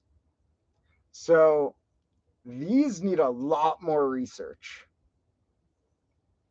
So hopefully when I make a video about that soon, that'll spark all the people with more free time to whip up some computer programs and stuff. I'll throw out a reminder I said a while ago, which is that if anyone's into computer programming, feel free always to hit me up on the email, because I do have some fun functions I mess around with all the time that I want to get someone to throw into like Python or something and calculate a batch of numbers. So um, let's see. Someone's saying could be an alternative for two's complement. Yeah, I'm not sure exactly if you mean what I'm going to say with this, but that reminds me of maybe what you mean, which is if we want to say like what's the inverse of base two, well, we kind of got to be clear. The inverse in terms of addition would be negative two. The more common name inverse would mean the reciprocal, which is multiplication inverse, would mean 1/2. But I can see arguments for the opposite of it being, or like opposite more often is used to mean the negative version, and inverse more often is used to mean the fraction, the reciprocal. But if you said like, what's the reverse of two? Like some word for opposite that wasn't used much, then it's like, what's the reverse of two? I could see an argument for negative two or for 1/2. I can even see an argument for root two being the opposite of two. I can even see an argument for 2i being the opposite of two. So it's kind of interesting how the most practical ones we should look into are distortions of binary, probably, because humans want more than binary. Binary is going to be too limited for humans to work well with. We should use base 6, or possibly base 12 could work, but base 6 would be better. So base 6 would be epic, but computers like base 2. I think to start out researching any base, we should start with seeing the binary version. And what that means also is that in this base, because some of these, we can't follow the normal rule of use all of the integers up to b minus 1, because like that minus 1 isn't an integer either. We could say we use all the integers up to under it, but then we got to see if it works. Does it work to use all the integers up to root 3, or do we have to use all of them up to 3, or do we have to use more than that? So your question with these is, what amount of digits do I have to use? And with these digits, can I make every number or not? So, and by every number, as you'd expect with our system, like with our system, irrational numbers and certain fractions may have infinite decimals. The irrationals wouldn't repeat in their decimal. The rationals would have a repeating pattern, but like integers should be a finite representation. And so, meaning not an infinite amount of digits needed. So these can make integers in a finite representation, whereas base pi could only approximate an integer with infinite amount of decimals after. So when you look at these bases, the reason we want to try out binary first isn't just meaning, are the spots powers of 2? Because they're probably not if we're testing out a different base. Another base probably is the spots are powers of that. So when I mean like binary, I mean, can we get all the numbers with zeros and ones? Or do we need to introduce more digits? So like with base 2i, for example, spoiler alert, 0 and 1's not enough. You actually need a few more characters for base 2i. So if you want, you can try and play around. What's the amount of characters you need for base 2i to work? So those are pretty wild and interesting to play with. So those are going to be fun episodes coming up. And if you have any boredom and want to try, you guys should investigate on your own. How would I build? The challenge before was how do you build 11.5 in base -10? Some comments got that. How do you build 11.5 in these bases? So that's a challenge, or just 11. You could go for 11 if you want. That's always a challenge. That's pretty fun because it's sort of like a problem solving. How much you add of this, how much you add of that. The negative bases are extra weird because it's like a double puzzle where you need to add and subtract. It reminds me of weighing puzzles. There's a lot of good riddles about weighing stuff.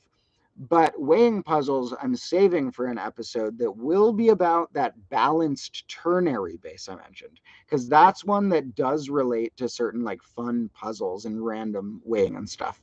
Balanced ternary also relates to some possible good coin denomination systems and works pretty interestingly when you think of the idea of if I have base 3 and then the next power of 3 and then the next power of 3 and then the next power of 3, is it possible to build every integer just using 0, 1, or 2 of each? And it is. You can add up the right combos. Now, is it possible to build every number with powers of 3 if I can only add up to 1 from each, add nothing, or subtract one of them? So I could like add one of the bigger and subtract one of the smaller to still have an amount, but a medium amount. Well, that's also possible if you have things that are like 1, 3. You have to include 1, the 0th power, 1, 3, 9, 27, and etc. You can combine up to 2 of each of those with just adding to make every integer, or up to 1 added or subtracted with also the possibility of 0. You can still build the integers, and building it that way is balanced ternary. Although you need a new character because you don't want to write -1, so you're going to write like t or something random to mean you're -1. Someone's saying subfactorials, and they'll probably make it into the factorial episode. Essentially, the factorial episode has a few parts I want to get into there.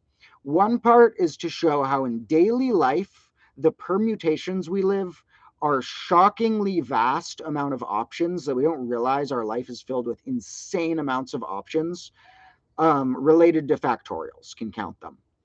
Those are using fun little clips of me demonstrating that. Then, and I will briefly touch into factorials are commonly compared to shuffling decks of cards. So I'm going to have to touch into that deck of cards related to universe type concept, because how many shuffles could you have in a deck of cards? 52 factorial. So we're going to go into my spin on that.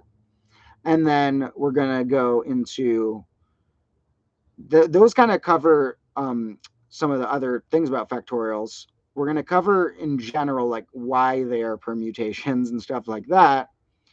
And then we're going to go pretty quickly near the end through a bunch of variations on factorial. The alternating factorial, the exponential factorial, the double factorial, maybe subfactorial, the primorial, the prime-related cousin of the factorial. So, factorials are pretty wild. They also helped us out in my primes episode on the main channel, as well as primorials did. Primorials and factorials helped us prove some stuff in that. And we got our first spam comment, or I guess second, if you count that Andrew Tate weird guy. So we can remove that person. Thank you to all the people who love and watch the streams. Just got to say that again while I calibrate my thoughts that I love you all so much. These channels are just doing so wildly good this month. And my goal is just to teach a lot of people and hopefully turn this into my day job so I can teach more and more fun stuff. And I love that there's so many people here already. Pretty awesome. And I love you all, especially the ones who have been around for a bit in the stream or other streams. Someone's wondering how we represent -1 with electricity. There are ways to think of negative and positives in electricity. Those are common names. It's kind of hard to think of when you want to use -1 in a scientific context, but there are ways it makes sense. Although -1, it's any number, we are kind of just making up the value. Like we don't see the number 3 floating around. We're like, in this equation, 3 means there are 3 separate cubish things that aren't touching. And then in this equation, 3 means it's 3 inches long. In this equation, it means it took 3 minutes to do it. So we make up what numbers mean. Negatives are a little more stretch of the makeup. It's just like a little more of a translation than when we give, there's 3 of that. That's a translation. That's a kind of a double translation when we use negatives, because it's like there's 3 of something that's going a backwards direction. And since it's going a backwards direction, we're going to call it negative. Like you could call digging a hole negative if you define that direction is called positive, you know? Otherwise, what's negative if you don't have a direction you define? So negative is just slight bigger stretch, but we make up what it means. And there are times in electricity where it makes sense to use that term. Someone's asking where they can find my email. It's on the, I'll write it here for any super fans who want the email easier, because as I've said, if people want to help me out with combo class in some way, I can probably find a way for you to help out. I'm slowly growing a team of helpers, and the more the merrier, because I have a lot of random jobs I do for combo class, and eventually I will have a team, more of a team to help me with more of those jobs, and then I can focus more on just doing live streams, making cool episodes and studying for them. But this will be on here for about 5 minutes. That is my email. And if anyone wants to reach out, not just to be like, hi, but if they actually want to help out in terms of they're a super fan and they want to figure out some job to do with me, or they know anything about editing videos, programming that could relate to numbers, animation, or any strange scientific skill. So, or even if you're really into math and you have something that you've been fiddling around with that you think is novel and unique, that works too. So I'm happy to hear from some people, you know, I love you guys. This is the right time to reach out and to leave comments and stuff, because you never know, if this channel keeps blowing up like wild, I might not be able to talk to all of you because there'll be too many of you. So all of you who are here right now, I'll make the extra effort. I don't mean in the stream, I just mean who are watching at some point during grade -1. I'll make sure to try and be as attentive and caring as I can right now, in case grade -2, I have too many comments to filter through. We'll see.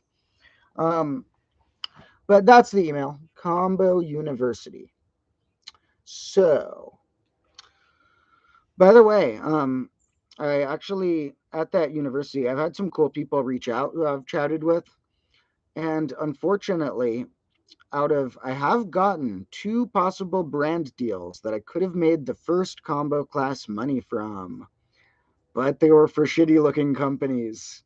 I looked up reviews for them and they did not look good. So I didn't want to attach my name to a bad thing. I had to, could have made $1,000 just from making a few videos for them to post on their channel. But I can't support companies that looked like they had only bad reviews and were bad for students.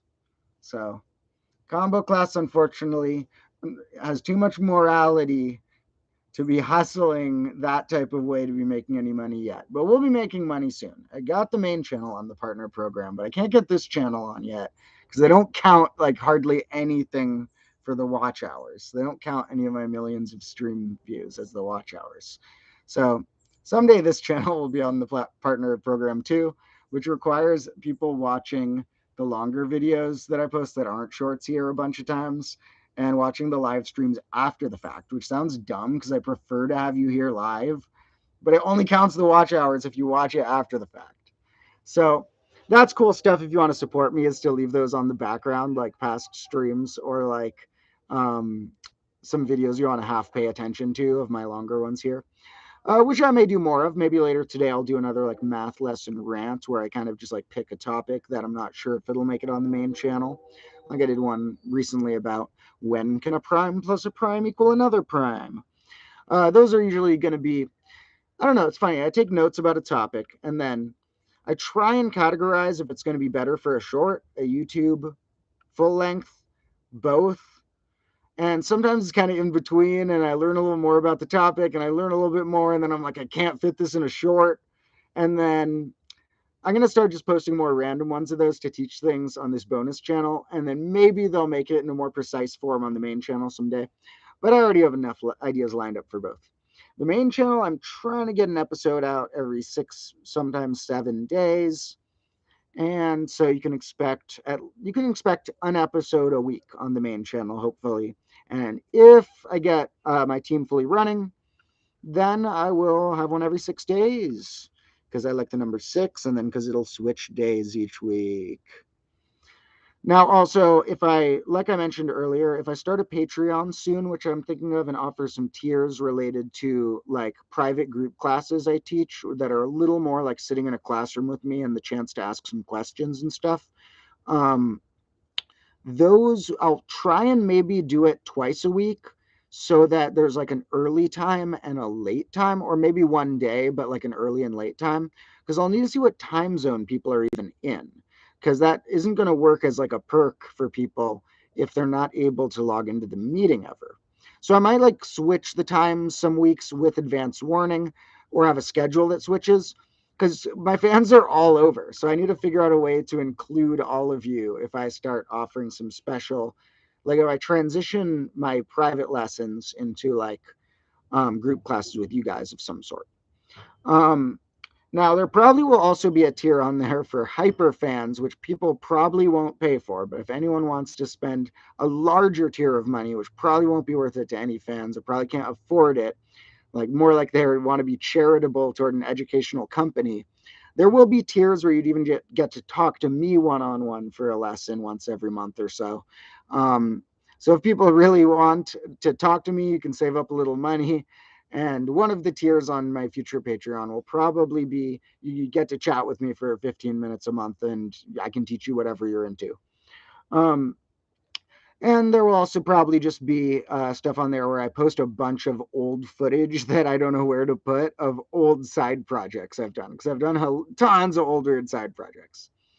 So probably we'll launch that pretty soon to help fund the channel. Like I said, I haven't made a cent off this yet, although YouTube has just started tallying money for the main channel. So I'll make a little bit of ad revenue soon. But probably going to need to launch a Patreon to make sure that the rest of grade -1 is epic. Because here's the thing. Any money I get from that, I'm not spending on nice food or anything. I Eventually I might need to like use it on a car to drive somewhere or something, some of my money, but right now that I'm not spending it on anything personal. I'm spending it on, well, you call this personal because I find it fun, but I'm spending it on clocks. I'm spending it on bigger bubble machines. I'm spending it on having 2 cameramen at a time sometimes so we can get some epic angles. I'm spending it on cool science gear so we can like blow up stuff safely and we can do wild science experiments. So that's where the money would go. Um, in any case, I didn't scare anyone away from ranting about money. I find money to be a dumb topic. I wish the world was not obsessed with it. Too bad that you need it to survive. I live at home these days, but I spend a lot of time in the back corner of the backyard of my family's home. Money sucks these days, but I mean, just in the world. I honestly believe the world's too capitalist. Some people hate this, but I believe in some socialist ideas. I'm not like a socialist, but there's a lot of good socialist ideas. The world is far too capitalist right now. But so I wish I didn't have to talk about money. It's boring. Money's like the most boring topic in the world. I wish I could just talk about like, the things that you would want to spend the money on themselves. Cool meals, trips, stuff like that. But yeah, unfortunately, got to talk about and think about money a little bit. And hopefully, I will actually get good at wanting to try and hustle and sell fun products and stuff someday. Not like hustle to rip anyone off, but like to sell cool products and stuff. Not because I'm interested in being a businessman, but because if I had enough money, I could start free science centers and I could make free educational programs. So that's what I want to do in my life in the end, and publish a lot of art, of course. I want to show you guys all my music and my writing. But if I ever get rich, we're going to have some awesome free science centers for kids. So someone's saying dice, and yep, I'll probably have to buy more dice. It's absurd that I bought 1,400 dice, and I can only find like 50 at a time. They're like, I don't know where they went. They're literally all back here. They haven't left the zone. They're buried on the floor. I can see like 20 or 30 right now, but they're so buried that they're yeah, I can't find enough whenever I need to film. I don't know where they went. And to whoever said they hope everything works out, everything's working out fine. I'm fine living with my family for a bit. I am able to afford normal food. I just don't eat fancy, but I can afford normal food. I have a family to live with. I'm fine. I'm doing okay. I like to compare myself to worse, harder people. Like people have hard lives somewhere. So I am gonna try and feel blessed for what I have. I get always remember, if you are eating, then you have a better thing than a lot of people. If you have a bed, you have a better thing than a lot of people. And if you can walk normal, you have a better thing than me because I can't walk normal yet. So that's the hard thing. I'm still getting back walking from after 2 surgeries. So there's always someone out with it harder than you. I don't even think of myself as like disabled or anything, even though to a degree I still am, because there are people who are more disabled who deserve to have that be a full term that means that. And so people can always have it worse than you. I have had a really, really hard year, but I try and be a really appreciative. Not just at my random magical ability that I've gotten 58,000 of you on the channel. That is just magical and insane. But even about little things in life. We can hear birds right now out there. I want to appreciate that, you know? I don't have a massive cold. I'm breathing normally. All of you, sorry if any of you do have colds, this is going to rub it in, but to all of you who aren't sick right now, take a deep breath, take a gulp, and remember that if you had certain types of sickness, every time you took that breath and gulp, you'd be like, God damn it, this feels annoying. I really can't think about anything but this. It's so distracting. I can't wait until I don't have this. If I didn't have this, I would be appreciative of this every second. And then you get over it. And the first day you're like, oh, I'm not sick. Life is amazing. And then like 5 days later, you've forgotten that you're not sick, felt like that. And you're like, life is normal and boring. And then it's like, what about that thing you thought when you were sick about? If I didn't have a sore throat, I would appreciate it. So remember to keep the appreciation. Um, so yeah, everything's working out okay. Everything's working out great for grade -1 so far. My goal was just to get as many people watching this channel. My goal wasn't to make money in grade -1. Eventually, I'll need to have that be worked into the goals. Pretty soon, I'll need to have that be worked into the goals. I'll probably launch the Patreon soon. But my goal here was just to have as many subscribers as possible and as many comments as possible. So, and to build a community in other parts online, like the Discord and the subreddit. So, like that goal is working out excellently. So the fact that I haven't made money from it yet, that's fine. That wasn't the goal. The goal wasn't a get rich quick scheme. And once again, if anyone's a content creator out there, don't make it a get rich quick scheme. You're not going to get as far as people like me who are passionate about it. Someone says the shorts are the gateway. That was mostly, but it's funny. I started posting the shorts on TikTok first before I had the main channel ready when I was still editing the main channel episodes. And the shorts on TikTok started blowing up, and that was pretty big. Then later I put them on YouTube Shorts, and that passed to the TikTok. And it drew a lot. The TikTok drew like nobody to the YouTube. Nobody clicks off and goes to the other page. The YouTube Shorts drew a bunch of people there. But really what drew the most people to the main channel was one of the videos blew up. The one called The Rare Levels Beyond Exponents. That one's at 200,000 views. So that video, for some reason, YouTube just like the amount that when they showed it on someone's screen, the rate of people who clicked it and the rate of those people who watched a bunch and or commented, those are the factors. How often you click the thumbnail when you see it, how long you watch, very mildly might consider like or dislike. I don't even know if they factor that in or not, and how many people comment. So remember, comment on all the main channel vids, please. That's awesome. Even if you just comment, love the clock, or we need more clocks, or comment combo life or combo squad or something. Very helpful. But so that one was past some threshold, or YouTube just didn't have anything good that day or whatever. But that one video for some reason got to 200,000 and dragged a bunch of the other videos up with it because all the people who liked it went to the channel and watched the others. So really what I need on the main channel, although the shorts really help. Whenever I put out new cool shorts, they push people over to the main channel as well. But really what I need is just another one of those videos for the YouTube algorithm to like in the way they, for some reason, liked my tetration video. So luckily, like I said, I love making the episodes, so you can't be in a rush for which one is going to blow up, and you can't expect it which one it's going to be. So I'm just going to keep making episodes I'm proud of, and before too long, another one will catch that algorithm right.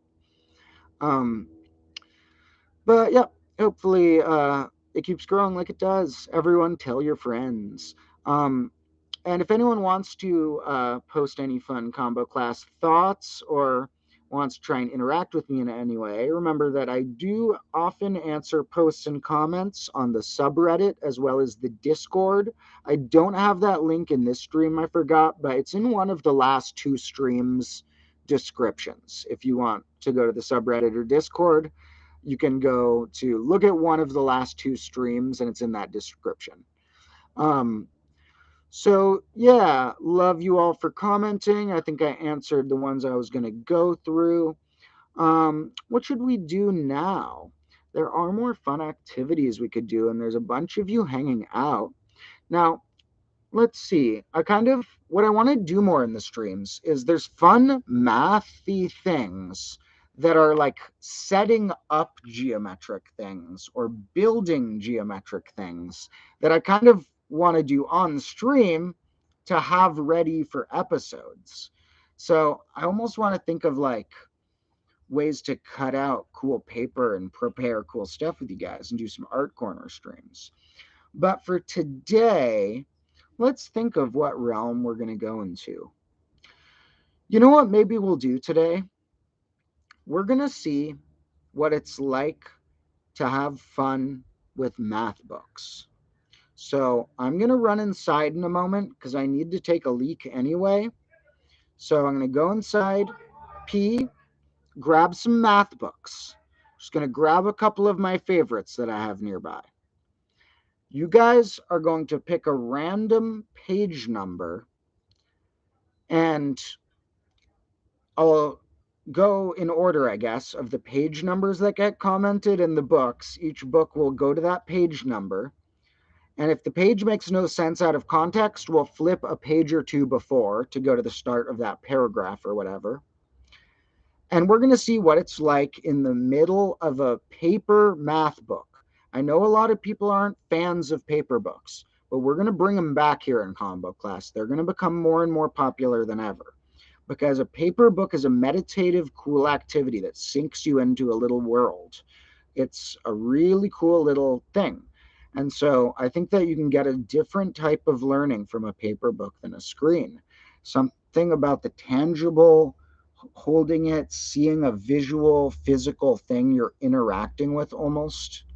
Some books even take advantage of that, where like there's this one book called House of Leaves, not a math book, but it's this epic story told in a very confusing but interesting way, sort of a horror book, sort of dense like literary analysis book, sort of a love story, but often classified as a horror book because it's kind of terrifying once like as a whole.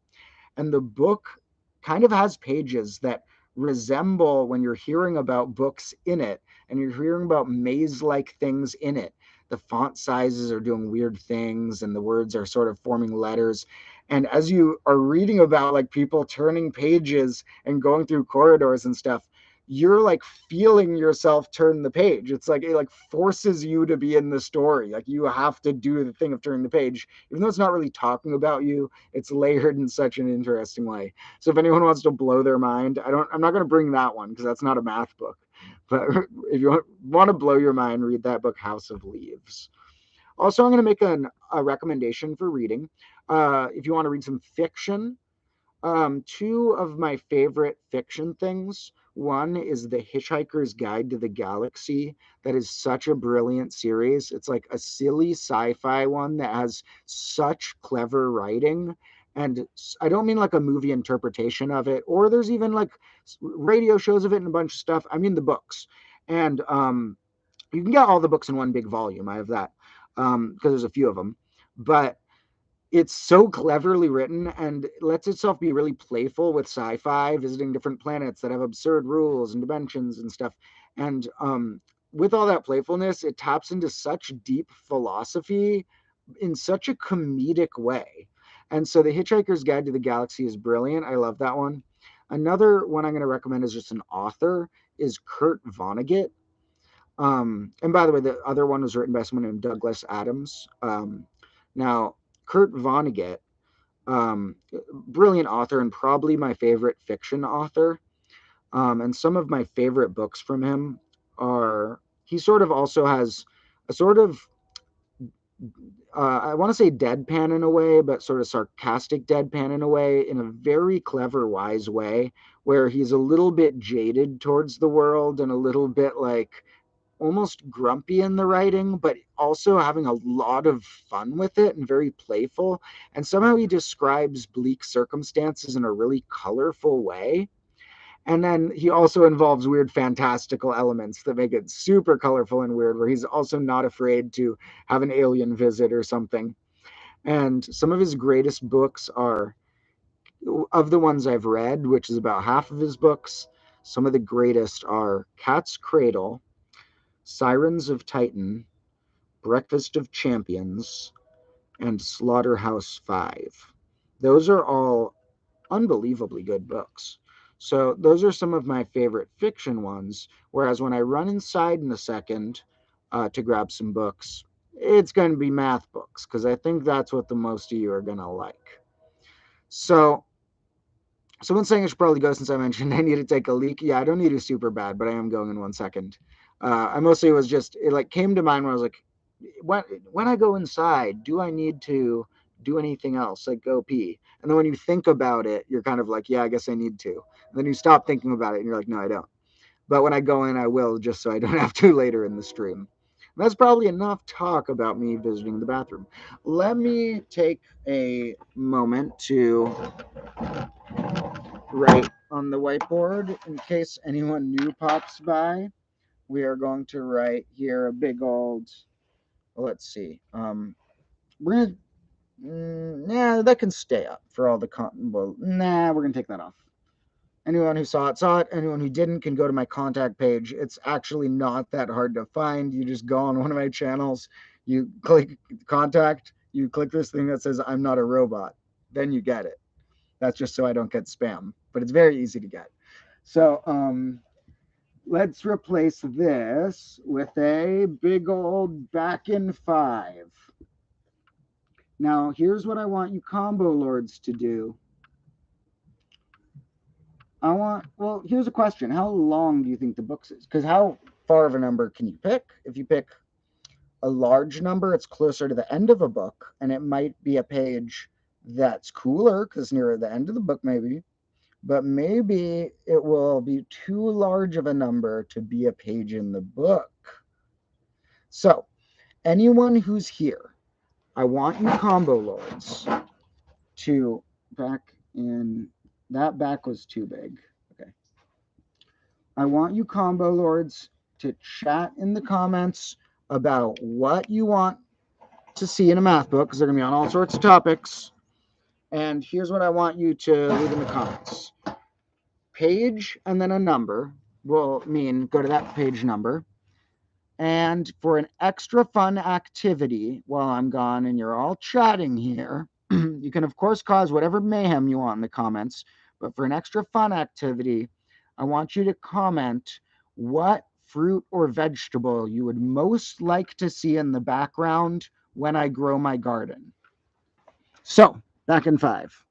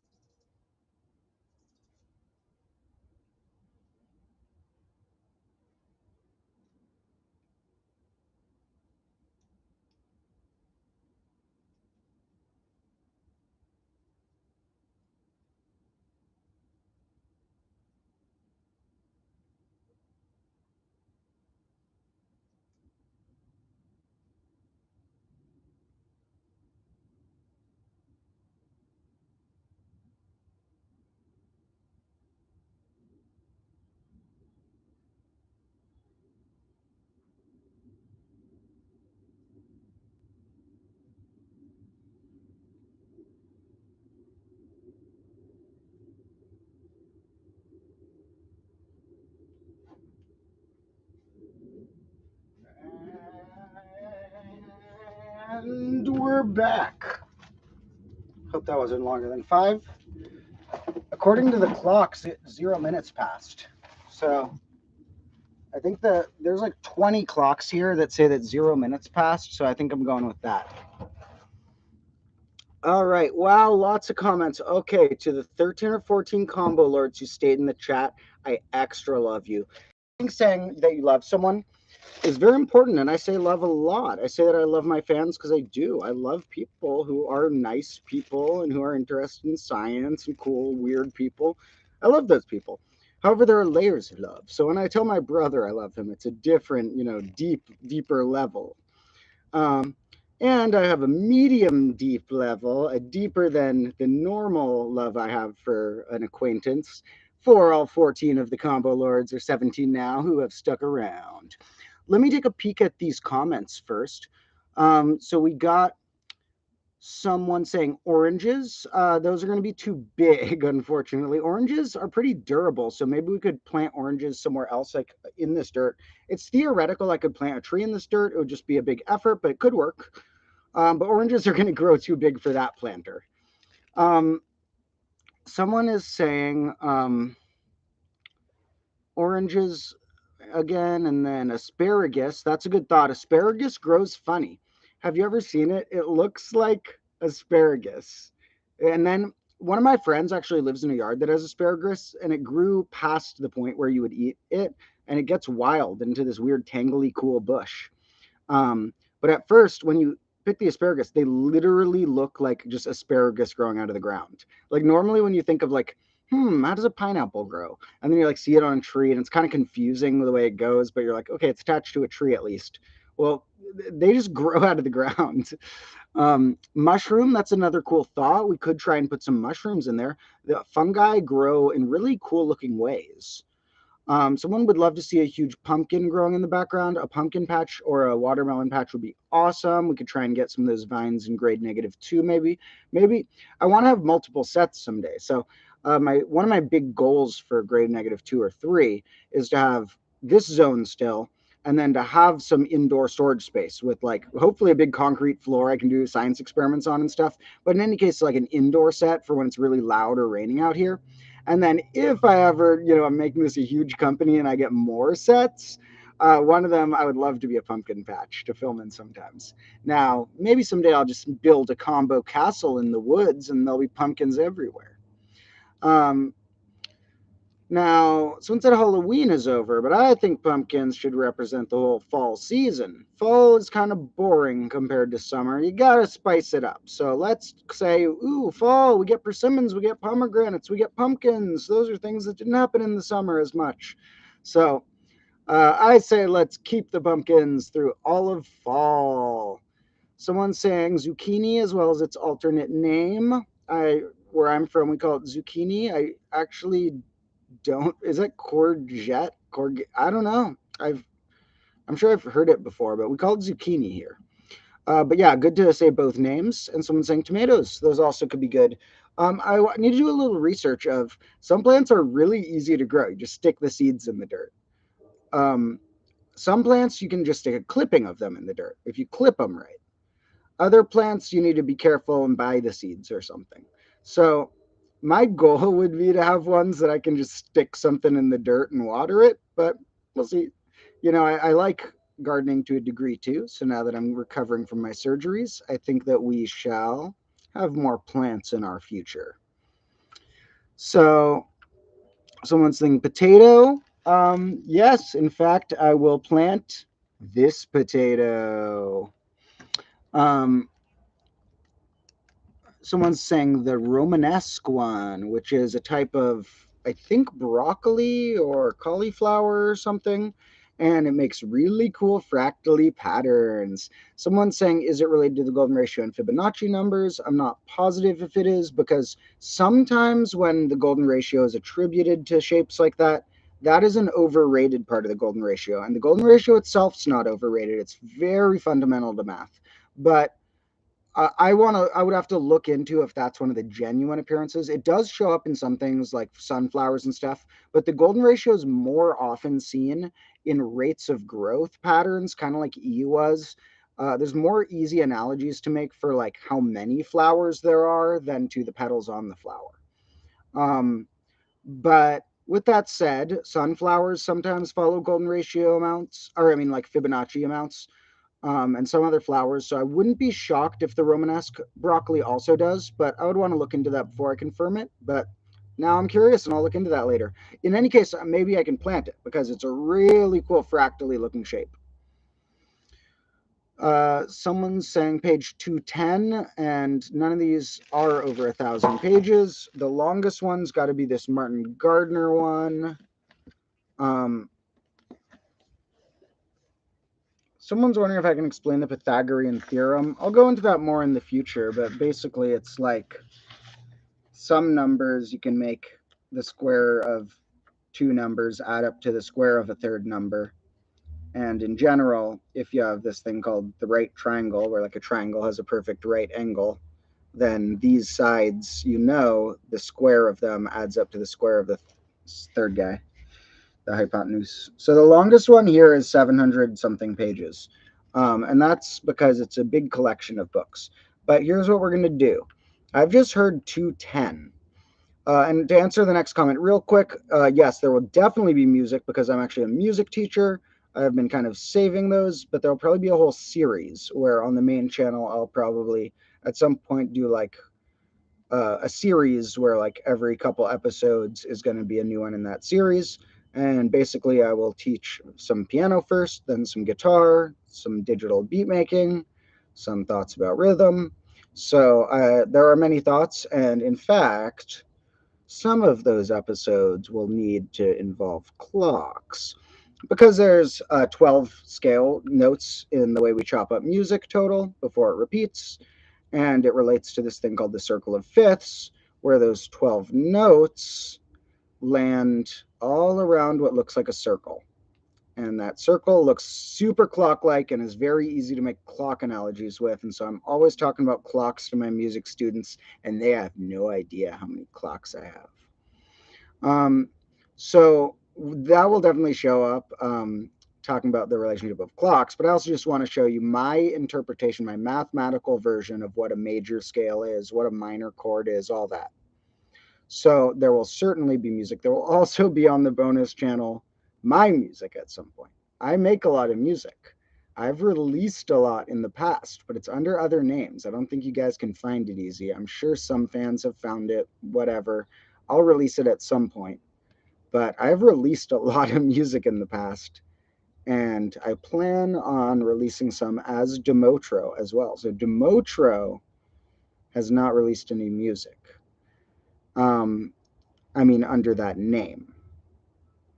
So there will be some Demotro bangers coming out. And I'm sorry to folks who like really gentle music, because while I can appreciate really gentle music, these are going to be bangers.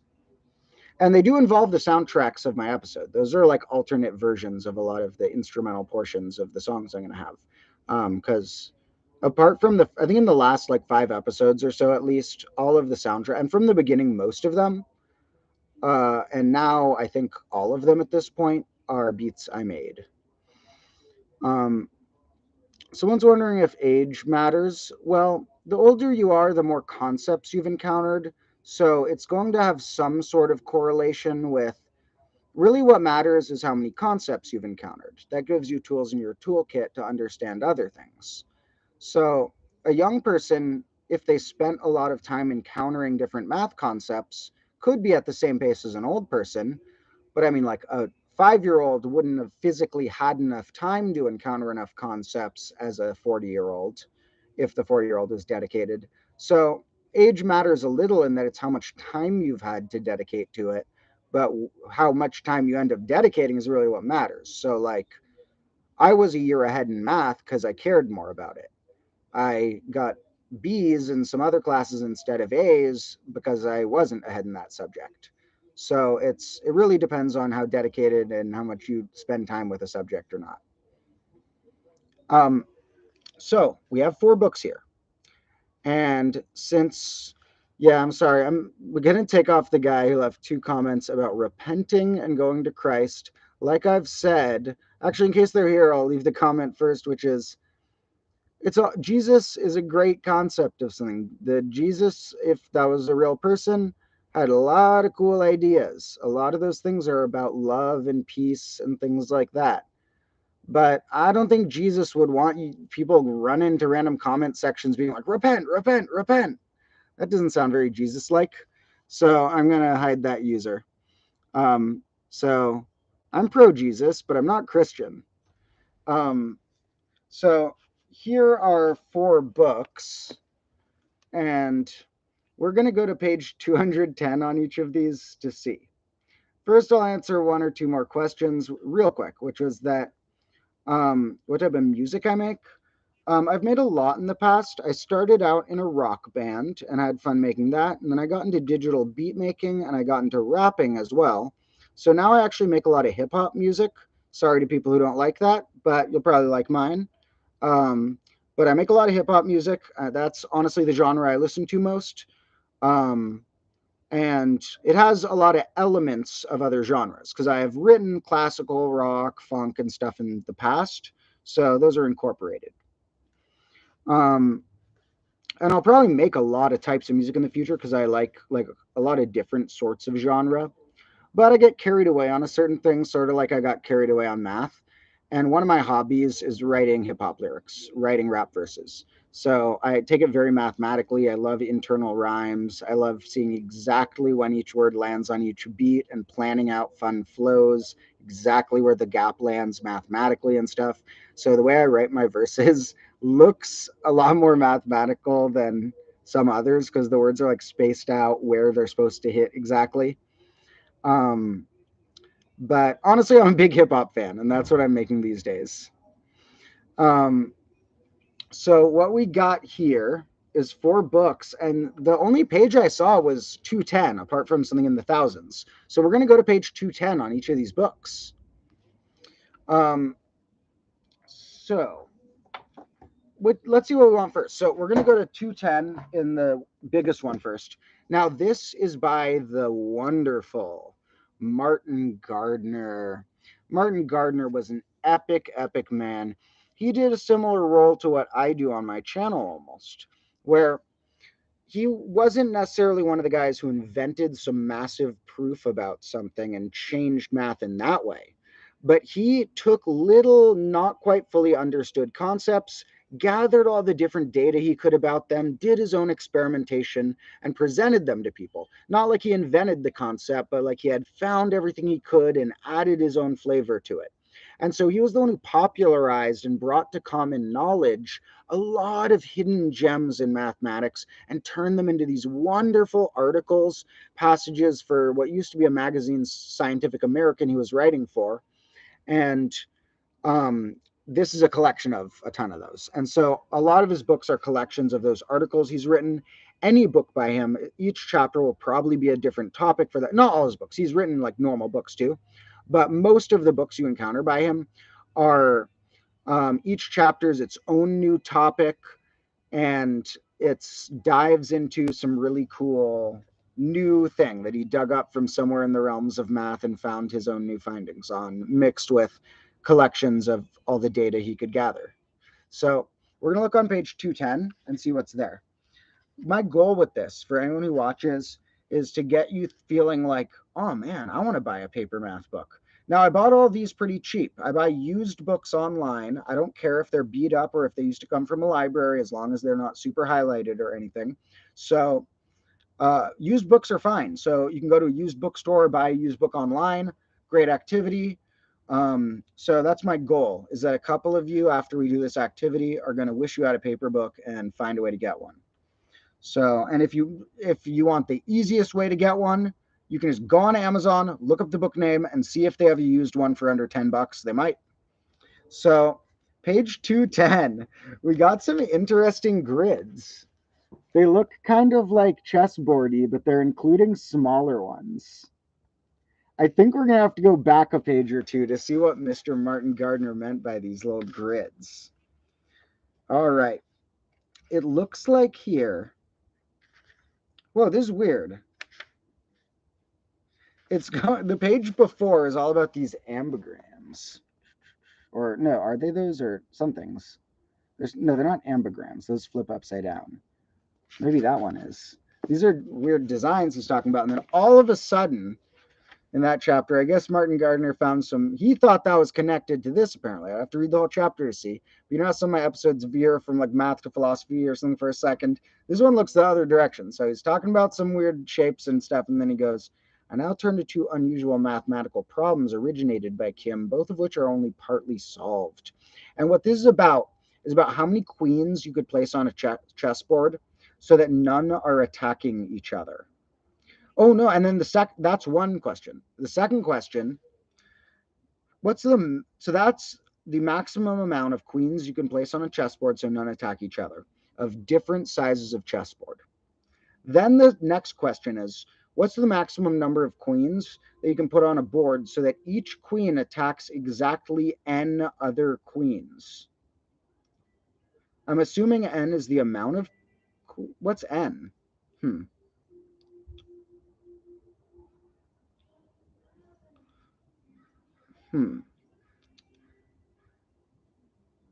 So yeah, I'm not sure exactly the details of the attacking n other queens, but we can think about how you could put them so none are attacking. That's an interesting concept to think through. How do you put the maximum amount of queens on a chessboard so none are attacking each other?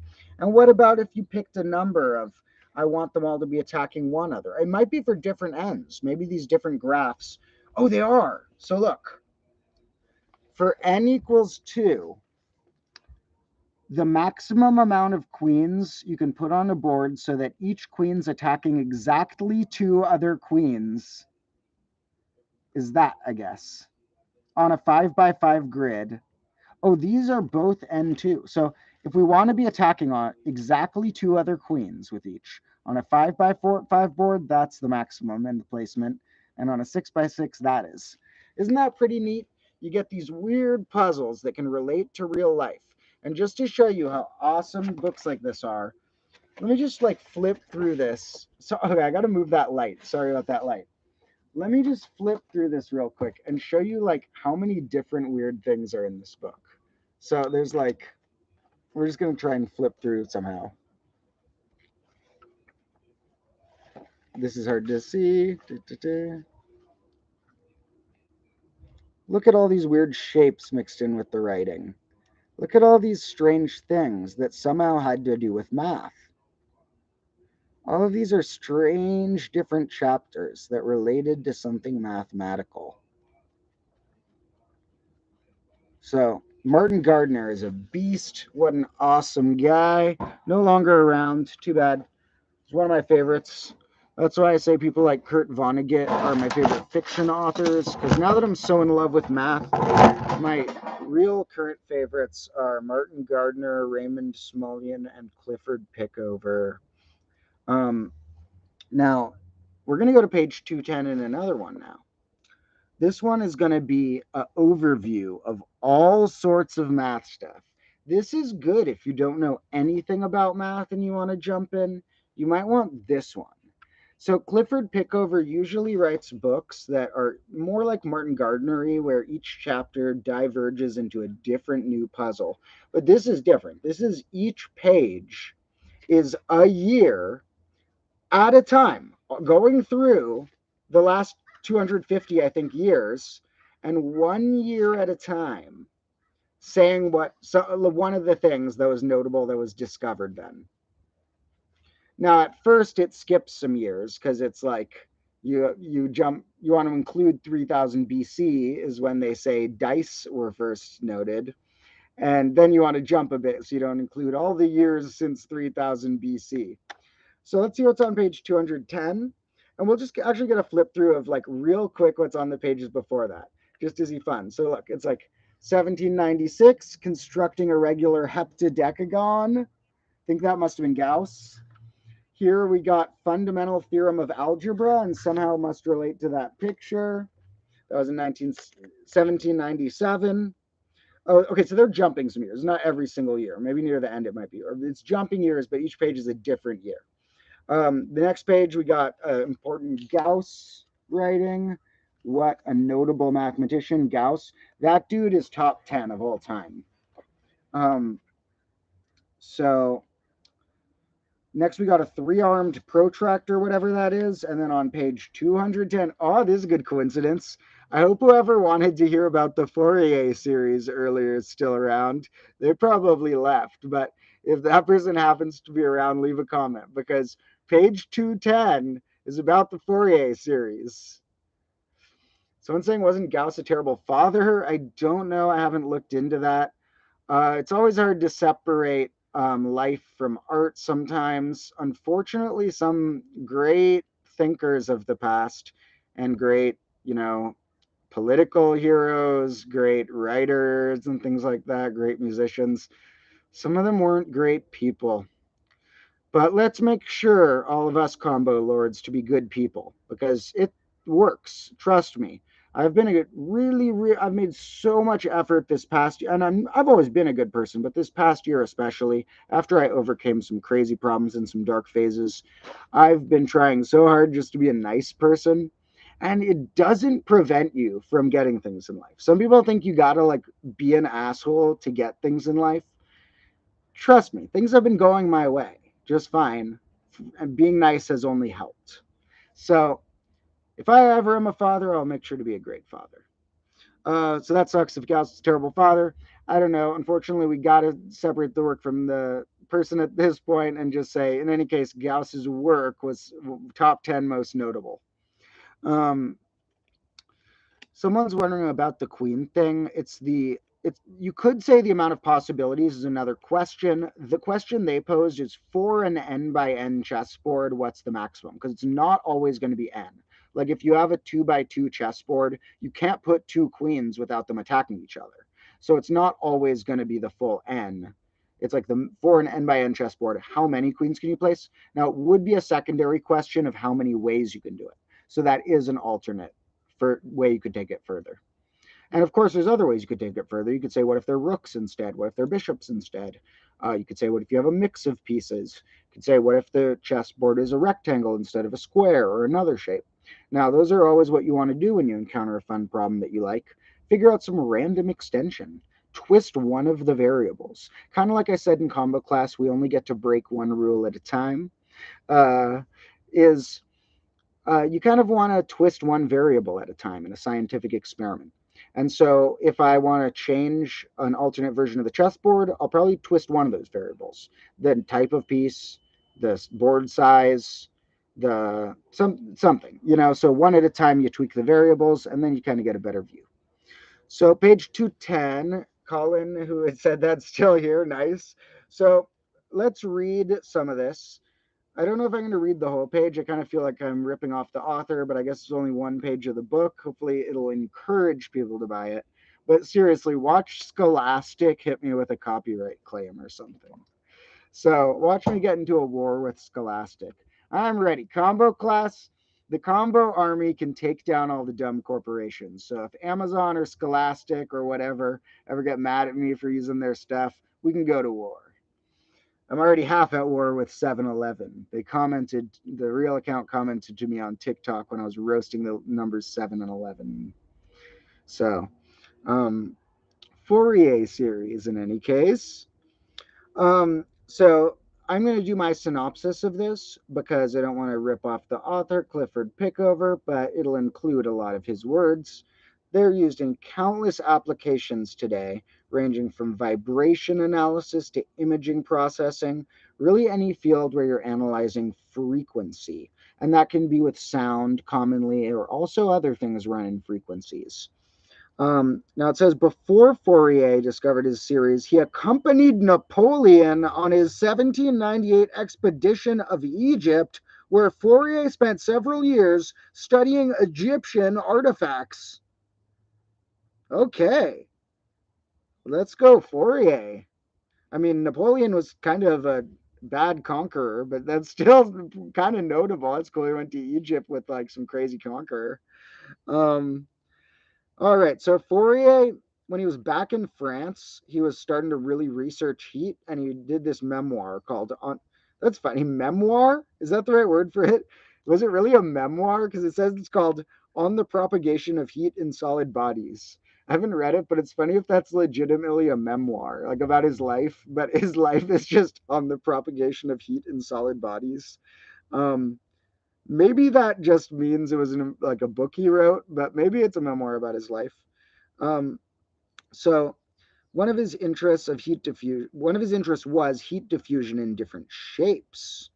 So you're usually given temperature on surface points and edge points at the beginning of time, and you want to know how it changes. Um, so Fourier realized we can kind of describe these with sine waves and cosine waves, and those are these geometric type of functions. And the sine wave and the cosine function, when you graph them, I mean, they can be something you plug in, like what is the cosine of x for when x is 2 or whatever. But if you graph all of it, like the whole y equals cosine of x or y equals sine of x, they're kind of symmetrical and flipped of each other, the cosine and sine wave. And so here, and then the tangent wave is different looking. It says here that, yeah, so more generally, Fourier found that any differentiable function, which is a huge family of functions, including most of the ones that you're familiar with, can be represented to arbitrary accuracy. So this means that the more terms we're going to add on to whatever approximation series we're making, the closer it gets. It's very similar to this. When I said that that series equals E, that means it gets arbitrarily close as you could want it to get, until the distance is so small that for all practicality, you'd call it that. Now, that's basically what this is. You can approach the correct function by adding on, here's a little bit of a sine, here's a little bit of a sine, here's a little bit of a cosine and stuff. Now, he's saying that no matter how bizarre the function originally looks when it's graphed, there's some amount of sine and cosine waves that'll get you to a graph that looks near identical to it. So, and when you get to arbitrary accuracy, it's practically like that thing where the limit isn't. Little different with graphs, but very similar fundamentally. Now, someone's noting how big that achievement was. Now, here's a quote they say. British physicist Sir James Johns remarked, Fourier's theorem tells us that every curve, no matter what its nature may be or in what way it was originally obtained, can be exactly reproduced by superimposing a sufficient number of simple harmonic curves. In brief, every curve can be built up by piling up waves. And when we say piling up waves, we mean using a really simple, you want a sine or a cosine, how much you want, type of deal. A little more complicated than it might be like, oh, do I want 2 sines and 1 cosine? Not quite that simple, but it's pretty awesome when you see it in graph action, where you have, like, for example, you might have like, here's my function. And then it's like, okay, I want to try to make something that's basically this. First, I might graph like, okay, I put my sine wave on. Yeah, it's going like that. Okay, I touched a little bit of it. And then I might add one on. And now I might go like, yeah. And I'm like, okay, let's add another one on. Yeah. All right, let's add another one on. Oh, whoa, I'm the original function. So it like gets closer and closer when you do this. Sorry to someone who wants to hear about chaos theory. Yeah, maybe I'll do a video about that. Probably chaos theory is awesome. So I want to do like science experiments with that. A lot of those, like, I want to like have a little thing that demonstrates things. So we'll see. Thank you. Someone wants to see what's written on the green wall. Maybe we'll show some more of that later. Maybe we'll write some more equations. The green wall just has equations and stuff and numbers that are cool. So, you know, always feel free to comment your favorite equation and I might write it on the wall.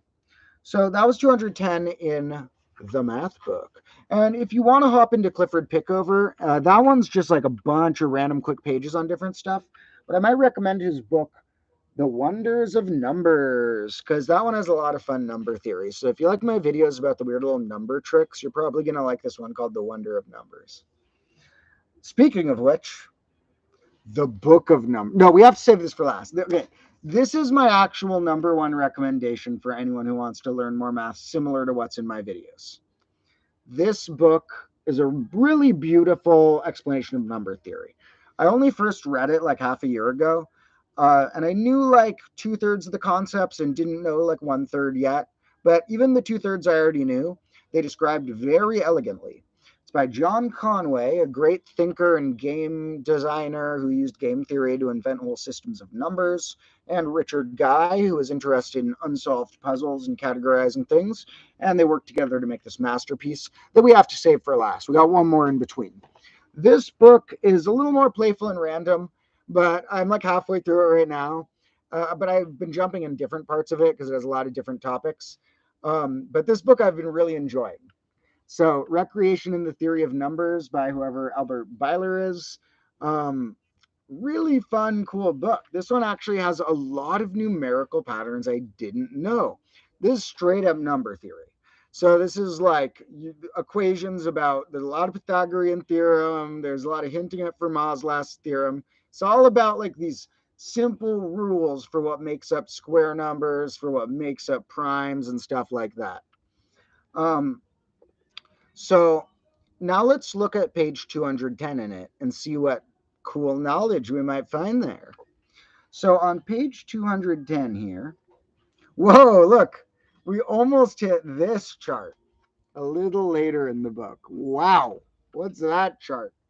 It's a list of primes, maybe by some type of mod or something.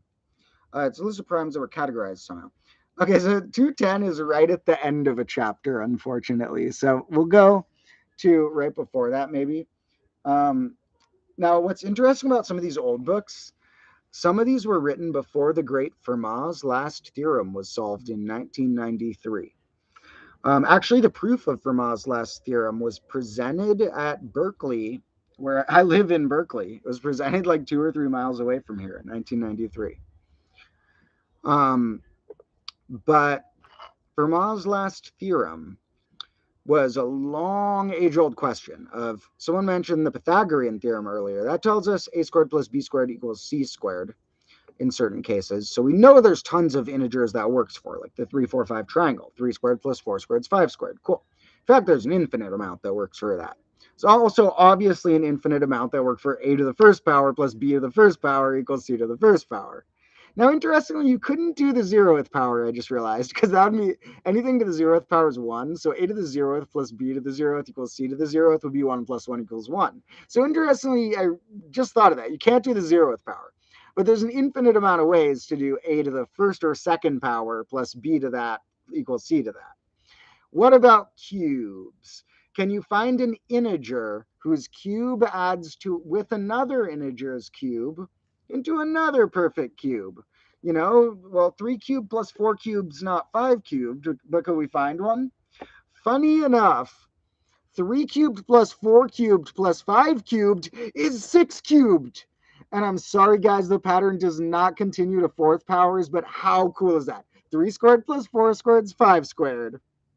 3 cubed plus 4 cubed plus 5 cubed, 6 cubed. How cool is that? It doesn't continue after that, unfortunately. But here's the deal with that. We were adding up 3 cubes to get another. Can I do it with 2?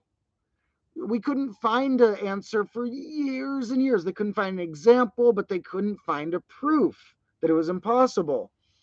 Let me shout out first, till developments from people like this guy, Ken Ribet, who works at Berkeley, then followed by the great Andrew Wiles.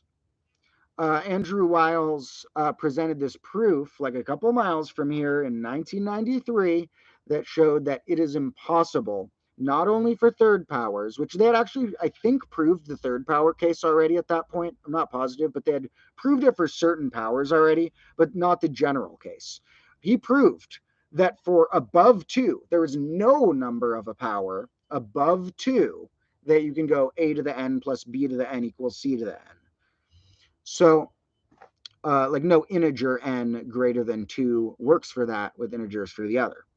So that's such a simple question, but it took hundreds of years to prove. Now, what's interesting is some of these old books were written before that.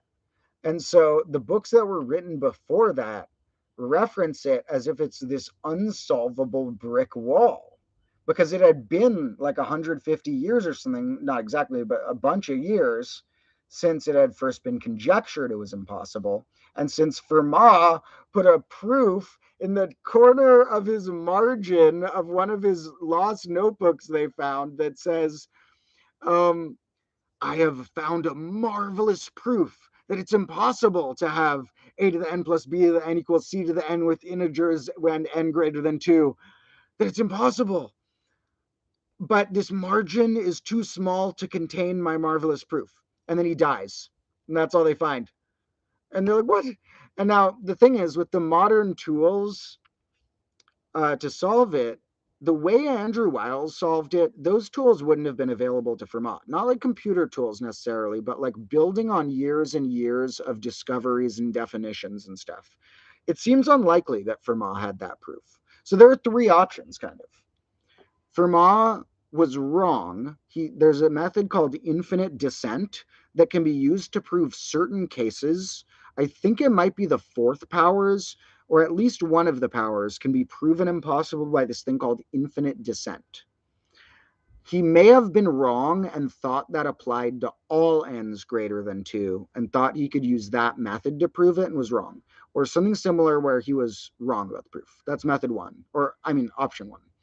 The other possibility is that he had some marvelous proof that was a different way than we still know how to solve it, that we still don't know his way, and we've never found that proof yet. Because the proof we did find is way too complicated and modern for him to have known. Now, like it used whole fields he wouldn't have even thought of. So the third option is he was trolling everyone and he was about to die and he was messing with everyone. For some reason, Fermat's margin claimed he had a marvelous proof that he couldn't fit in the margin, and then he didn't write it anywhere else, and then he died. That was so long ago. So by the time some of these books were written, they're like, this problem has not been solved. There's like a brick wall in front of us. Kind of like right now, if you ask someone like, what is the exact pattern of where primes land? We know a lot about that, but to a degree, it's like a brick wall. If you ask someone like, what's the answer to the Riemann hypothesis, which is a really important question, they'll be like, kind of a brick wall in front of mathematicians still. Like, hopefully we'll find someone who finds a new novel way to approach it, but we haven't been able to crack it with the current approaches. And so that was kind of like Fermat's last theorem. And it was like, at that point, people thought maybe we'll never solve it, or maybe it'll be 1,000 years till we solve it. So it's really interesting to read the opinions of it from that perspective, when they're like, oh man, we'll never know if a cubed plus b cubed can equal c cubed. So someone's saying negative exponents, and there is a specification in it that says for n greater than 2, which obviously won't include negative exponents. And there is a specification, I believe, that a, b, and c must be greater than 0. So let's see what's on page 210 of here. I got sidetracked by talking about Fermat's last theorem because I saw a chapter mentioning that. But this book, it's really playful. Number theory can seem dense and scary sometimes when you try and, at first it's fun, and then you go in and you're like, oh man, these equations are hard to understand. But when you get a gut feeling for them, they're really simple and beautiful. And this book tries to be pretty playful with it. And like some of the chapter names are like Open Sesame, Cycling Toward Infinity, Fairy Tales, but with fairy written in the way of this thing called a fairy series. Among the Himalayas, The Stone Wall, Tilts and Turnies. There's one that looks like it's about Hyper 11s. And yeah, I've read through that chapter too. Look, Hyper 11s chapter. So on 210, that was right at the end of a chapter. So we're going to go one page before. And what we're looking at here is quadratic residues. Okay, quadratic residues. Now, quadratic residues are going to seem really like hard to understand on that page. So I want to go back and just read an example of the beginning of that chapter. I flipped to the beginning of the chapter that 210 was on. So I can read one or two things here just to show you like how we can try and look at these numbers, because I like this author's way of presenting some of this stuff. Here's a paragraph. If I say to you, find a square such that when divided by 11, it leaves a remainder of 2, you know what's wanted. And the remainders, when you divide by 11, the only remainders you find from the squares are 0, 1, 3, 4, 5, and 9. So you want a remainder of 2 when you divide the square by 11. But no matter what number you test, you only get remainders of 0, 1, 3, 4, 5, or 9. I went out of reading the book and just started describing it. But that's what he's talking about here, is those numbers. Now, those are called the quadratic residues. And here we have some examples of the residues and non-residues. Now, he's only doing them for primes here, and only for odd primes. He's not including 2. And there's reasons why those are more important to look at sometimes, even though mods, it's interesting.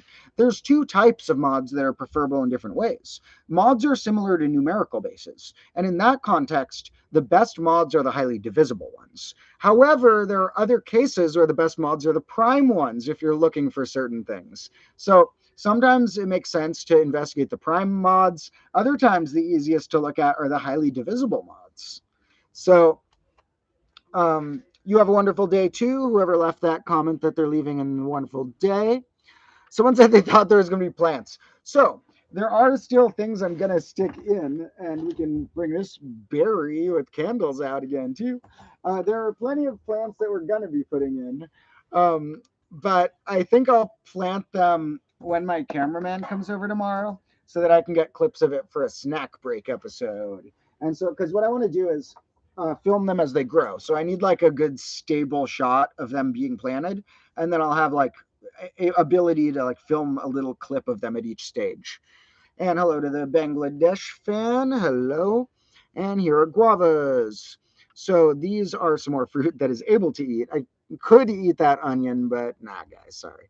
I've eaten an onion before. I'll share that footage at some point in the future. When there's episodes about certain fruits, I have good flashback clips ready. When I make my episode about how there are more edible peels than you expect, such as this guava peel, which I'll take a bite of in a second. One of the peels that people don't think about is lemon peels. They take the zest, but I mean the whole peel with the white bit. You take a bite out of a good lemon, it tastes like sour candy, but you need the peel to get the white part, even not even the outside that's a little bitter, the white part, the pith or whatever. It tastes good with the lemon, I swear. It adds like this bland, soft backside to it.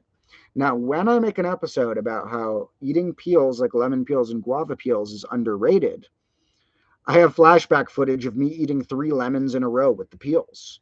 So I've done, in fact, if anyone wants to try hunt, don't try and hunt by like my name or anything, you won't find it. But if you look up any terms you think that are very combo like that I could be the name of a channel I've had in the past, it wouldn't be related to my real name and it wouldn't be related to Demotro. But the channel name of my old channel, all I'll say is it's something I've said on this channel many times. And I've had many old channels, but there's one that contains me eating 3 lemons and stuff like that. I'll share that link someday. But also, I want to use those clips in flashbacks because they're pretty wild. That was before I was teaching as much stuff, but so the chaos was maxed out. Some of the footage I didn't even edit yet. I have one that I didn't edit yet that was like a tutorial of how to use guitar picks. And I used to work at a music shop and get broken guitars for free that still mildly played, but had a broken aspect that like it was $100 guitar that would cost like $80 to fix. So like, it wasn't worth it. And so I would get free ones when customers would bring them in for a repair. The repair was more than they wanted to pay, and the guitar was really cheap and broken. And sometimes they were half working guitars. They just had like, this string will never work unless you pay $80, or like the action of the guitar is way too off or stuff like that. But some of them you could still get a sound out of. And so I'd have all these half working guitars, and I still have 1 or 2 in my attic, and they're ready to smash or light on fire or whatever, because they're not really worth giving to anyone for real. So I've smashed many a guitar in my day. And in the guitar pick tutorial, oh, that one's wild. I cut a pick out of the guitar. I make a pick out of the guitar's wood. I use a pick of a giant flaming stick. I end up smashing the guitar with a printer. Oh man, those are wild. I'll also say if you watch those videos, I was a little extra sloppy in those days because those were the days I was drinking a lot.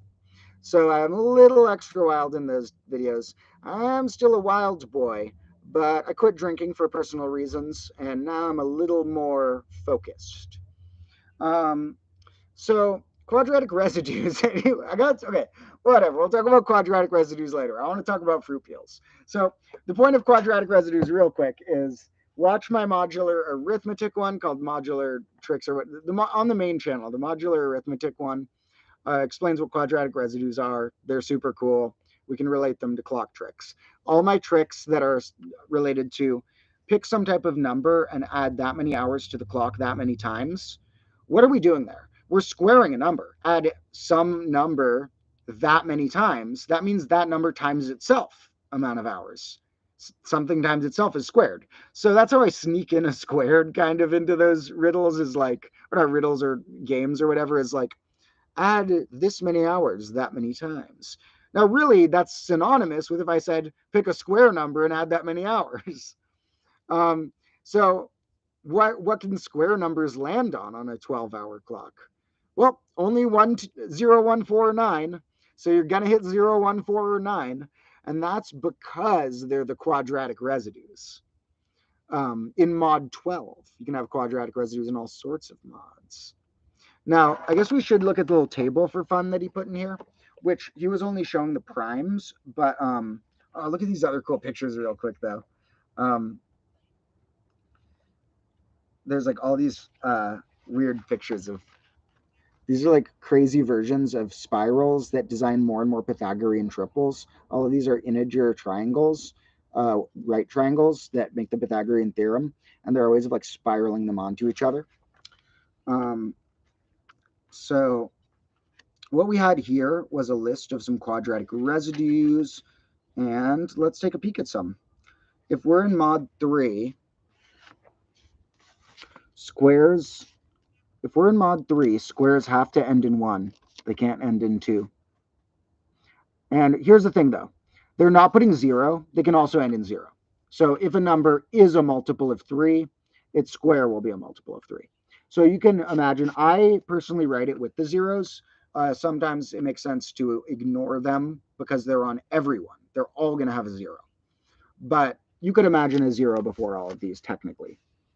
But I don't mind that he skipped them because I'm sure he implied earlier in the book that he's like, they all have 0.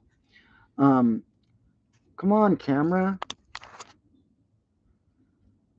Sometimes this thing focuses so well and sometimes it doesn't.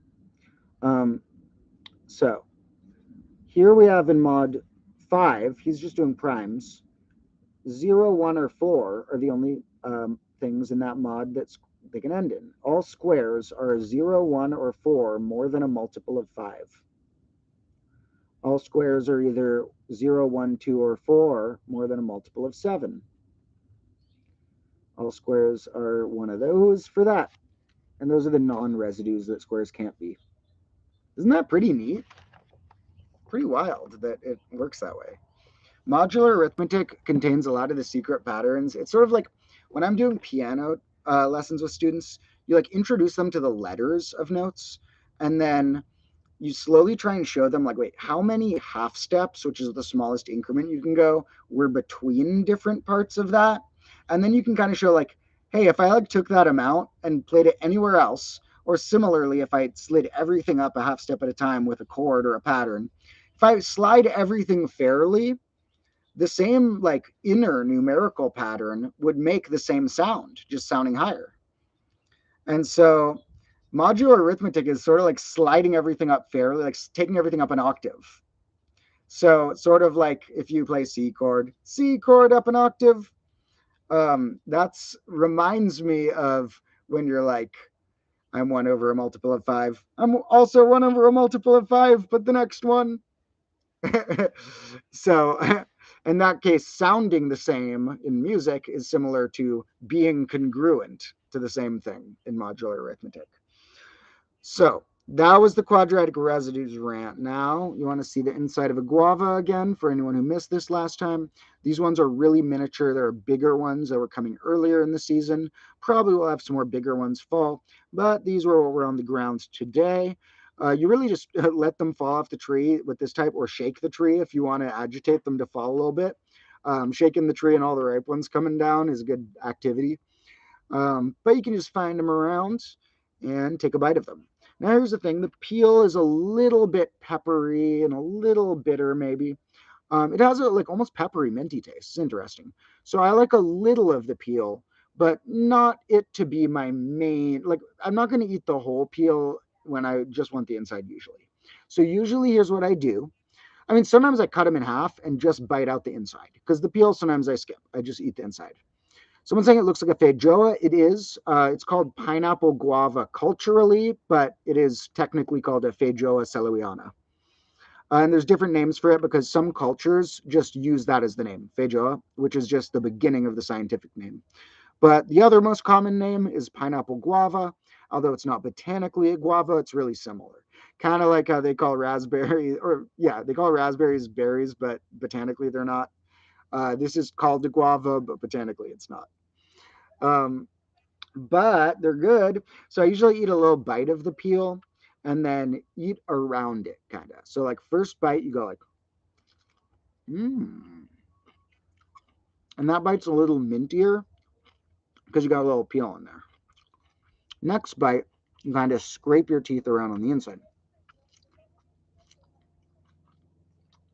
Hollow it out, you know.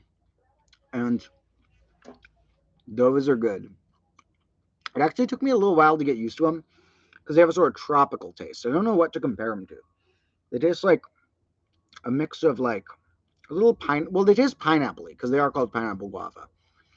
But they taste like if you mix pineapple with like a loquat or like maybe even passion fruit or something with a slightly more tropical taste.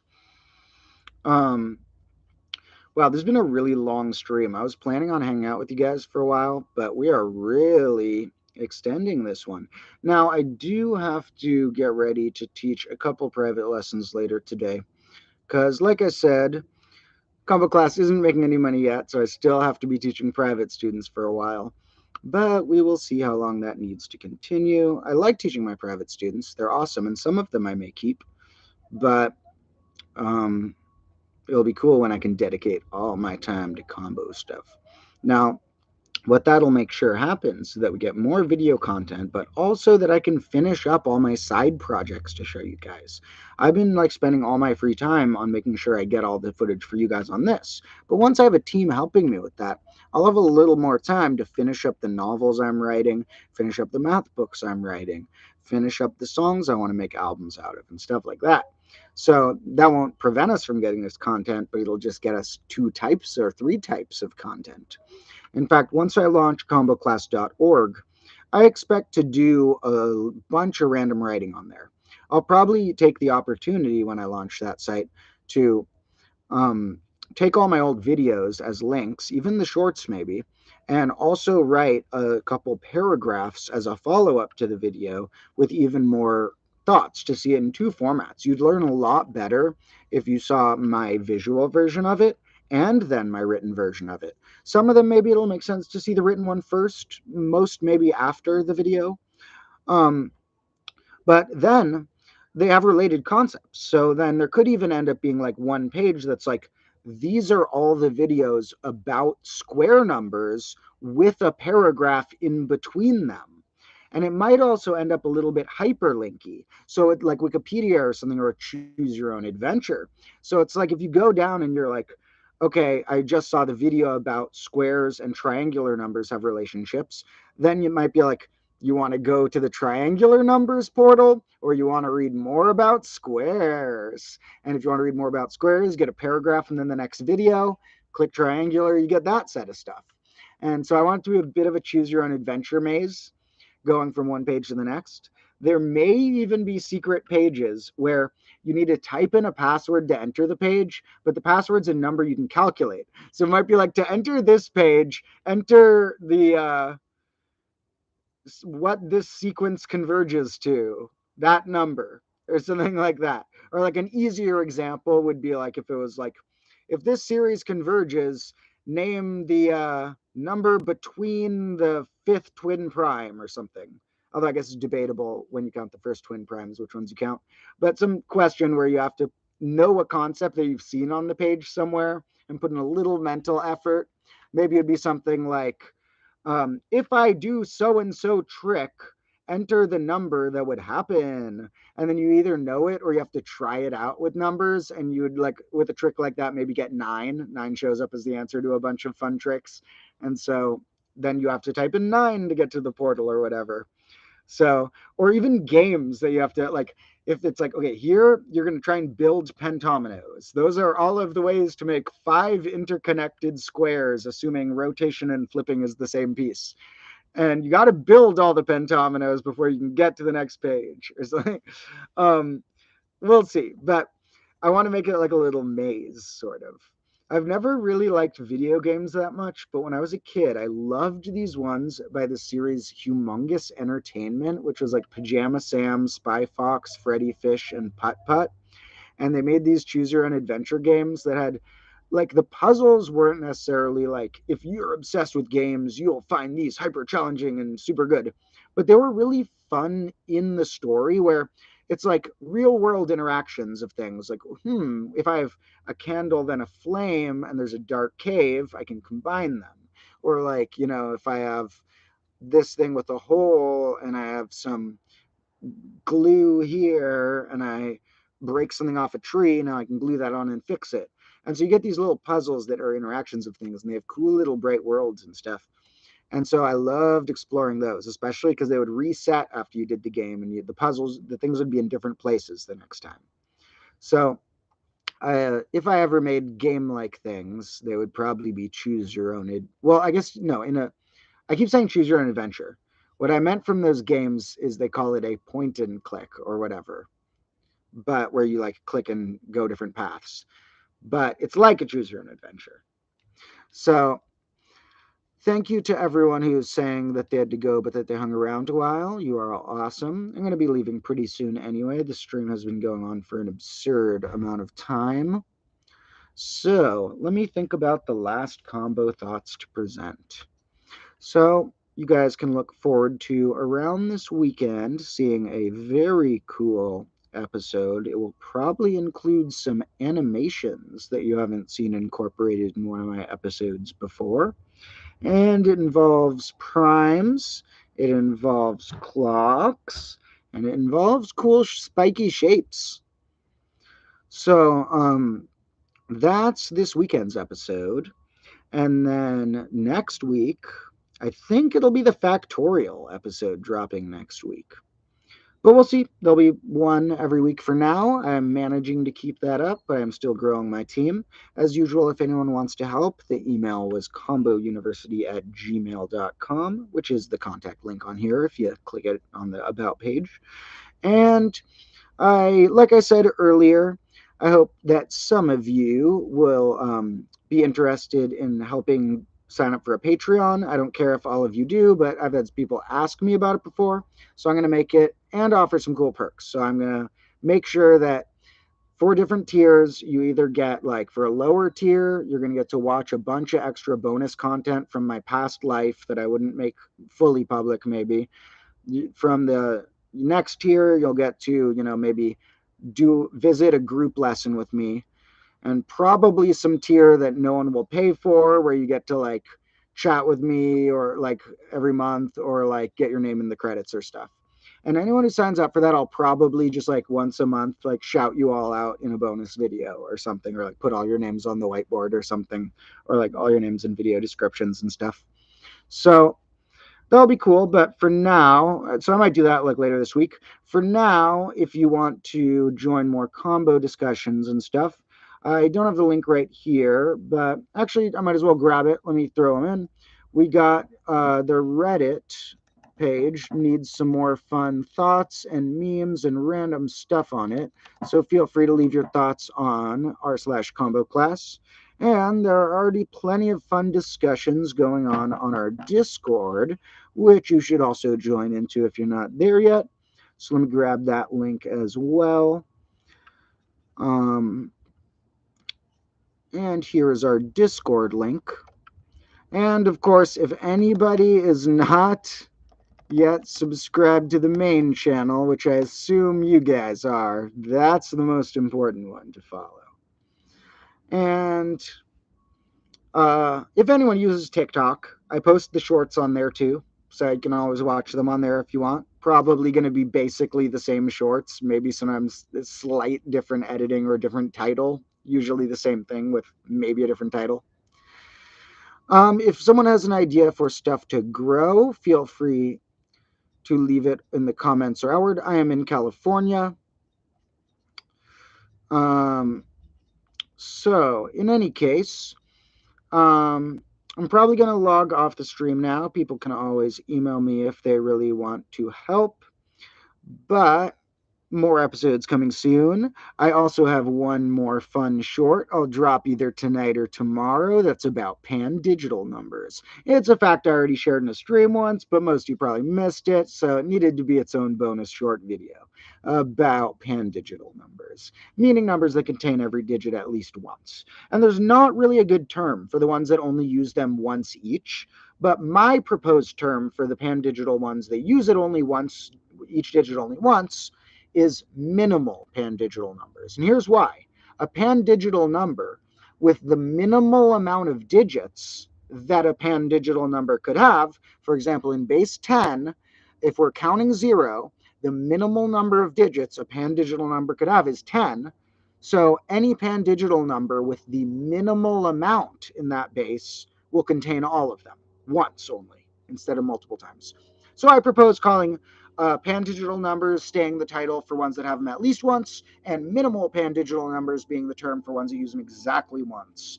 Now, you also need to clarify if you want to change to just 1 through 9, and then you call them zeroless in front. So you call them, and that's already an accepted term, although it's one of those things that's not popular enough to have like unaccepted term. There's a lot of different terms, but it's relatively common to say zeroless for that. So a zeroless pan-digital number only contains the digits 1 through 9. And I say we should call it a zeroless minimal pan-digital number, or a minimal zeroless pan-digital number, if it just contains the digits 1 through 9 exactly once each. And as a sneak peek of the next week's episode, here's something to chew on. Why are there exactly 9 factorial different minimal zeroless pan-digital numbers? So in any case, I think I'm going to log off. I love all you guys. Thank you so much. Stay tuned in the Discord and stuff and the subreddit. I like to reply to stuff there sometimes. And as usual, stay tuned for some sort of new content on this channel every day, usually. Well, I try to every day. And some type of new content on the main channel about every 6 days, because those are longer passion projects. So, love you all. Hope you have a wonderful day. Keep learning. And remember that leaving old streams or my non-short videos on in the background really helps my watch hours. So thank you, Combo Lords. Lots of fun. Catch you in the next one.